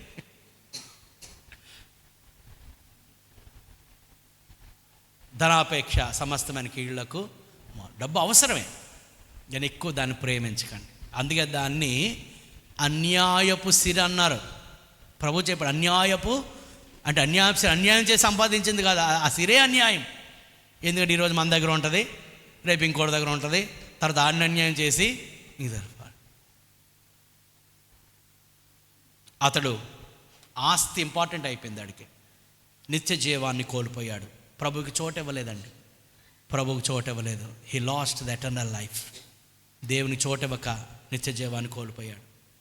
కొంతమంది స్థలం ఇచ్చారు కానీ ప్రభువుకి సమయం ఇవ్వడం లేదు. పనులు పనులు పనులు పనులు పనులు పనులకు ప్రాముఖ్యత ఇచ్చి ప్రభువుని పక్కన పెట్టేసి ఒకరోజు ప్రభు అన్నాడండి, గెత్సెమనే తోటలో ఆయన శ్రమ పడడానికి, సిలువ ఎక్కడానికి ముందు he was full of agony and pain అంటాడు. ఆయన మరణమగునంతగా ఆయన దుఃఖపడుతున్నాడు. ఆయన చెమట రక్త బిందువులు అయిపోయింది. ఆయన చాలా ఒత్తిడిలో ఉన్నాడు. ఆయన శిష్యులతో అన్నాడు, నాతో మీరు మెలకువగా ఉండి ప్రార్థన. వచ్చేటప్పుడు నిద్రపోతున్నారండి. ప్రభు చాలా బాధ అన్నాడు, నాతో ఆ మత్తయి సువార్త 26వ అధ్యాయంలో కనబడుతుంది 40, నాతో ఒక్క గడియ కూడా మీరు మెలకువగా ఉండలేరా? నాకు ఒక్క గడియ ఇవ్వలేరా? నేను ఇచ్చినవన్నీ తిన్నారు బాగా, నేను చేసిన అద్భుతాలు చూశారు, నేను చేసిన సూచక్రియలు చూశారు. ఇప్పుడు నేను సిలువకు ఎక్కవలసిన గడియ వచ్చింది. తండ్రి ఏ ఉద్దేశం అయితే పంపించాడో ఆ ఉద్దేశము నెరవేర్చబడాలని గడియ వచ్చింది. I am all alone. నాకు మీరేం చేయాల్సిన లేదు, కానీ నాతో మీరు ఒక్క గడియైనా ఉండగలిగారండి. ఆ కింద వచ్చిన వాళ్ళు చూస్తే వారు నిద్రాభారం ఏమంటాడు, వారు అలిసిపోయారట. మరి ఏం చేసి అలిసిపోయారో మరి వారు అలిసిపోయి ప్రభు అన్నాడు, ఇక మీరు అలసి పడుకోండి వెళ్ళి అన్నాడు. అంటే అక్కడ నిద్రపోవద్దని ప్రభు నిద్రపోమన్నాడు. తర్వాత నిద్రపోకూడదని ప్రభు చెప్పలేదు, కానీ ప్రార్థన చేయాల్సిన టైంలో ఏం చేస్తున్నారు? నిద్రపోదు. నేను పనులు చేసుకోకూడదని కాదు, కానీ ప్రభువుకి ఇవ్వాల్సిన సమయమో ప్రభుకి ఇచ్చేయాలి. దాని స్తోత్రం కలుగును గాక. హల్లెలూయా. ప్రభుకి ఇవ్వాల్సిన సమయం. ఎంతమంది అండి ఉదయాన్నే లేచి ప్రభువుకి ప్రార్థన చేస్తున్నారు? ఉదయాన్నే లేచి ఎర్లీ మార్నింగ్ 10 o'clock. దేవుని పిల్లలు ఉదయం 5 తర్వాత మేబీ కొంతమంది నైట్ డ్యూటీలో ఆల్గుంచాం. కొంతమంది నైట్ డ్యూటీ చేసామని మమ్మల్ని లేకపోమంటండి, లేకపోతే రాత్రి ట్యాబ్లెట్ వాడుతున్న మమ్మల్ని నేను ఆల్గుని చెప్పడం లేదండి బాబు. ట్యాబ్లెట్లు వాడిన వాళ్ళు నైట్ డ్యూటీ చేసిన వాళ్ళు కాదు, అవకాశం ఉన్నవారు ఎంతమందిని ఉదయాన్నే లేచి దేవునికి సమయం ఇస్తున్నారు. దీని స్తోత్రం కలుగునుగా. అందుకే ఒక ఆయన అన్నారు, ఉదయాన్నే ప్రభుకి సమయం ఇవ్వలేకుండా ఆలస్యంగా లేచి రోజంతా పరుగులెత్తారంట. రోజంతా పరుగులెత్తారు. ఓకే, ఒకటి దేవుని స్థానంలో వస్తువులకు, ధనానికి, ధనాపేక్ష, లోకస్థాన ఆశలు చోటిచ్చడం వలన దేవునికి చోటిచ్చారు కానీ ప్రభుకు సమయం ఇవ్వడం లేదు. రెండవది పనులు, విస్తారమైన పనులు పెట్టుకోవడం వల్ల దేవుని సన్నిధికి చోటు ఇవ్వడం లేదు. మీ అందరికీ ఒక ప్రశ్న, ఈ సంవత్సరం అంతా ఉపవాస ప్రార్థనలు అయ్యి, ప్రతి శుక్ర ఉపవాస ప్రార్థన అయింది. ఎంతమంది అండి ప్రతి ఉపవాస ప్రార్థనకు వచ్చారు? అట్లీస్ట్ 90%. చాలామంది ఏమో మాకు టైం లేదు కదా. ప్రార్థన మన పరిస్థితులను మారుస్తుంది. ప్రార్థన మన శక్తిని ఇస్తుంది. ఎందుకు శక్తి లేని క్రైస్తవుడిగా, బలహీన క్రైస్తవుడిగా, చిన్న శోధనకే పడిపోయేవాడిగా ఉన్నావండి? శక్తి లేదు, బలం లేదు. When you spend your quality time in the presence of God, నువ్వు దేవుని యొక్క శక్తిని నీవు పొందుకుంటావు. దీని స్తోత్రం కలుగునుగా. మూడవదిగా, ఎందుకు ప్రభువుకి స్థలం ఇచ్చారు కానీ ప్రభువుకి సమయం ఇవ్వడం లేదంటే వారికి మన పట్ల దేవుని చిత్తం ఏదో అర్థం కాలేదు. ఈ మాట చెప్తాను ఒకసారి చూడండి. యెహోషువ గ్రంథము 22వ అధ్యాయం 5వ వచనం అండి. యెహోషువ గ్రంథము 22వ అధ్యాయం 5వ వచనము.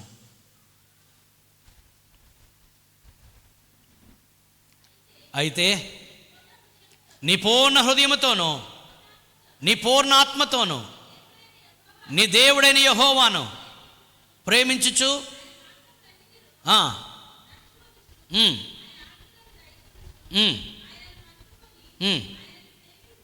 ఆయనను హత్తుకొని ఆయనను సేవించుచు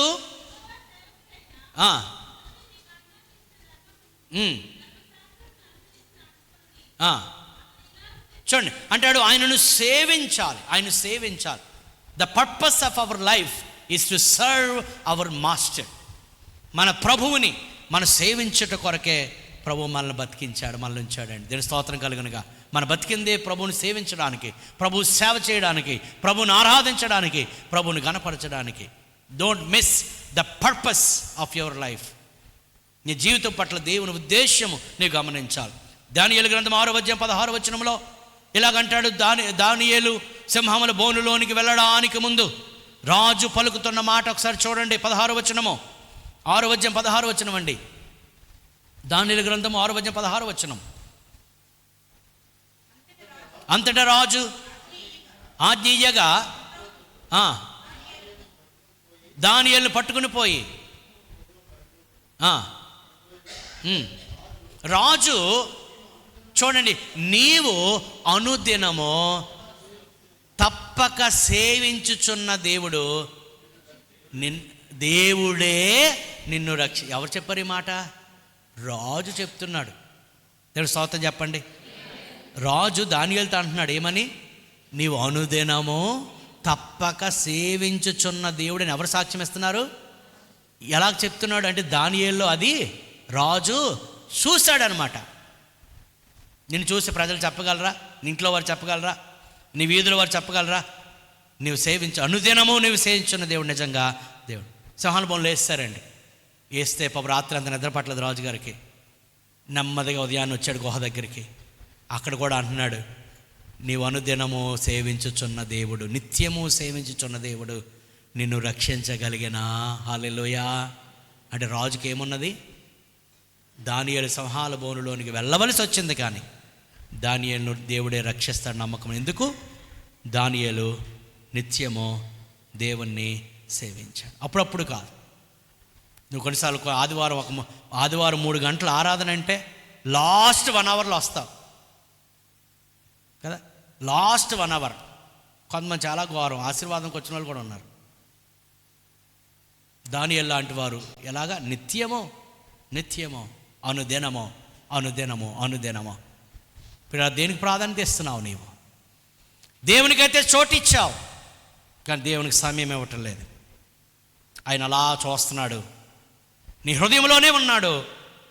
కానీ నా కుమార్తె, నా కుమారుడు నాతో ఎప్పుడు మాట్లాడతాడు? నాతో ఎప్పుడు సమయం గడుపుతాడు? నా స్వరాన్ని ఎప్పుడు వింటాడు? నన్ను ఎప్పుడు ప్రార్థన చేస్తాడు అని దేవుడు చూస్తున్నాడు. కానీ you are not able to give your time. ప్రభువుకి సమయం ఇవ్వడం లేదు. కొంతమంది ప్లేస్ ఇచ్చారు, కానీ ప్రభువుకి కొంతమంది టైం ఇవ్వడం లేదు. చివరిగా ఒక మాట చెప్పి ముగించేస్తాను. లోకాసు వార్త 14:16 నుంచి మనం గమనిస్తే, లోకాసు వార్త 14:16 నుంచి మనం చూద్దాము. నేను చదువుతానమ్మా, ఒకేసారి చదువుతాను.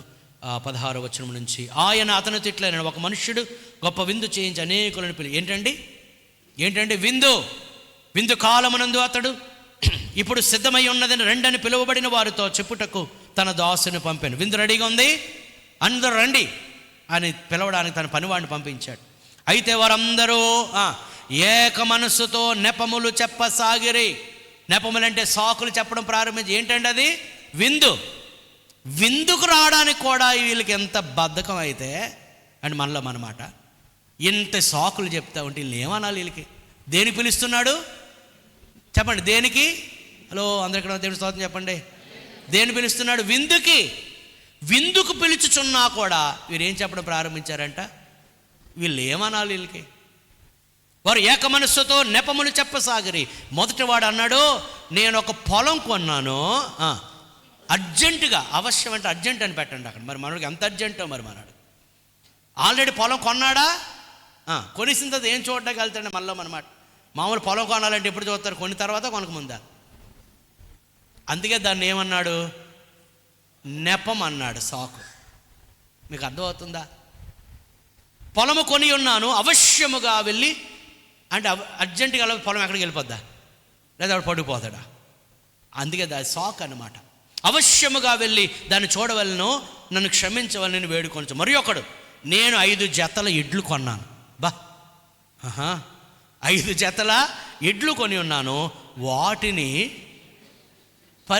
ఏటి పరీక్షిస్తాడో మరి. సాధారణంగా ఇప్పుడు పరీక్షించుకుంటారా?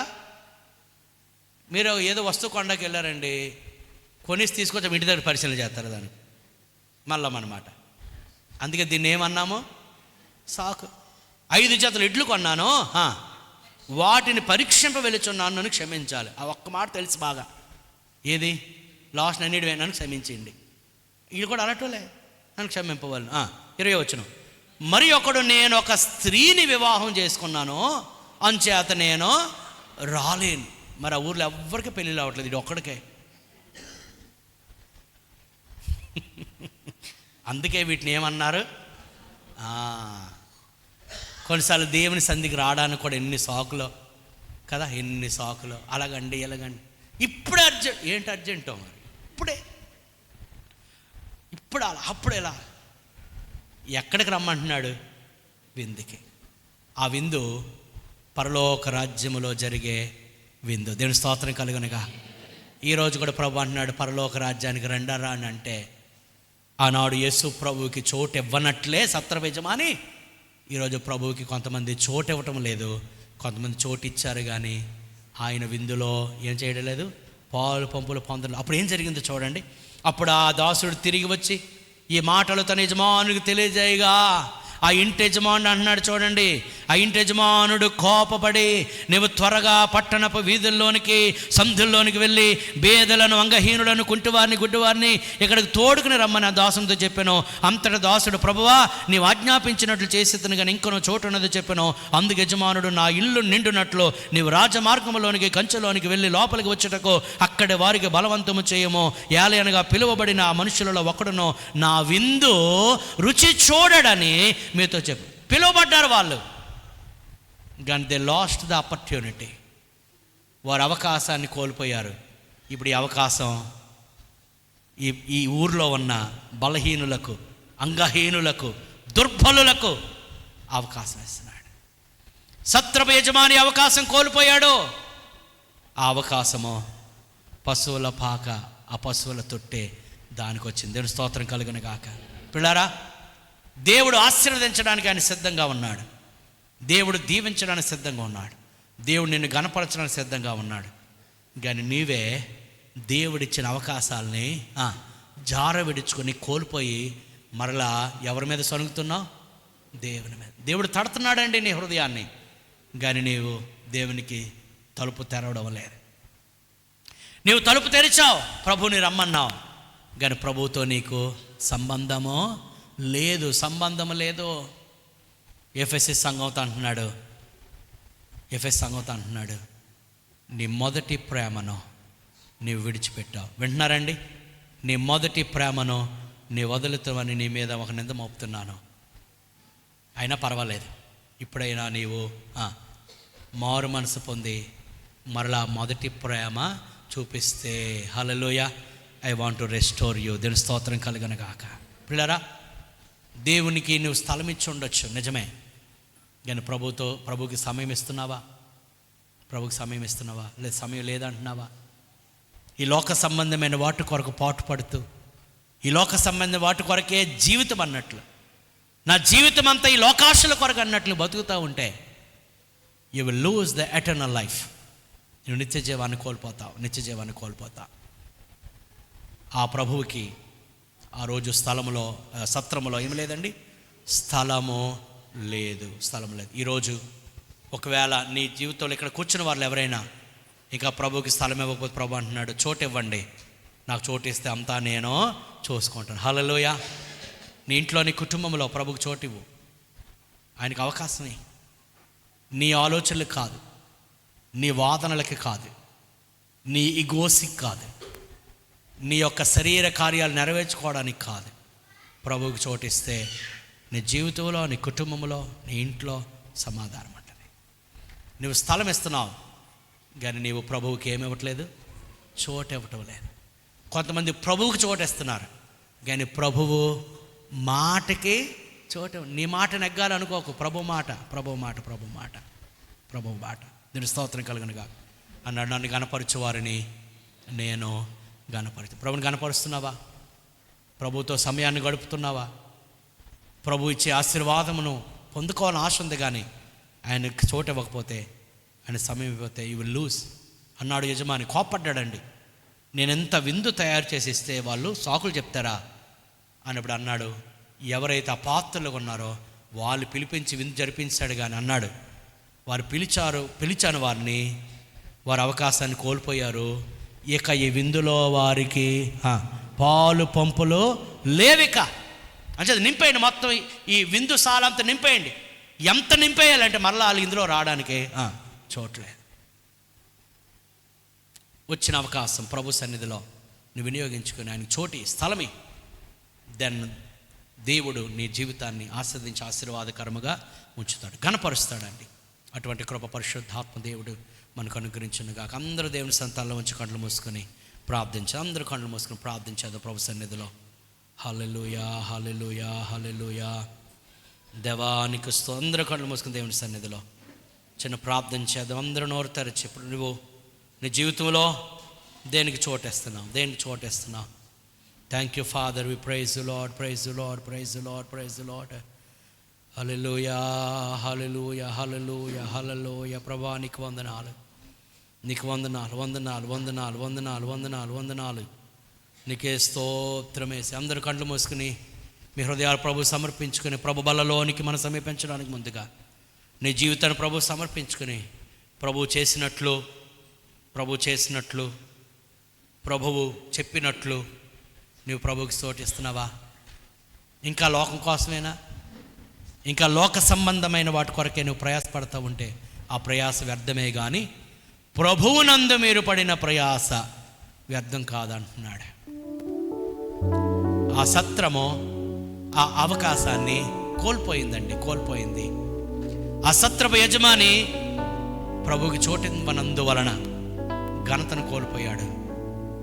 ఈరోజు పశువుల పాక ఫేమస్ అయిపోయింది. పశువుల పాక ఘనత పొందుకుంది.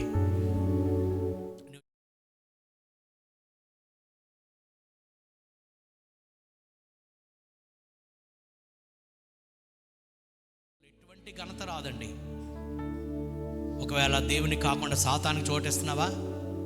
నీ జీవితంలో, నీ కుటుంబంలో ఎవరికి చోటు ఉన్నది? ఎవరి మాట నెరవేరుతుంది? కొంతమంది ప్రభువుకి చోటు ఇచ్చారు కానీ సమయం ఇవ్వలేదు. కొంతమంది ప్రభు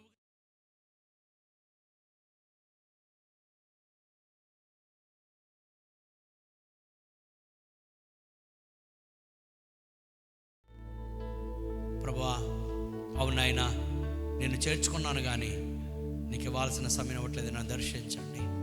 అందరూ రెండు చేతులు పైకెత్తి దేవుని సన్నిధిలో ప్రభువా మరొకసారి నా జీవితాన్ని సమర్పించు. వారు సాకులు చెప్పినట్లు నాయనా, వారు సాకులు చెప్పినట్లు నీ యొక్క విందుకు, నీ సన్నిధిలో కనబడుటకు, నిన్ను ఆరాధించుటకు, నిన్ను సేవించుటకు, నీ సువార్త చేయుటకు, నీ పని చేయుటకు, నిన్ను సేవించుటకు నేను సాకులు చెప్పకూడదయ్యా.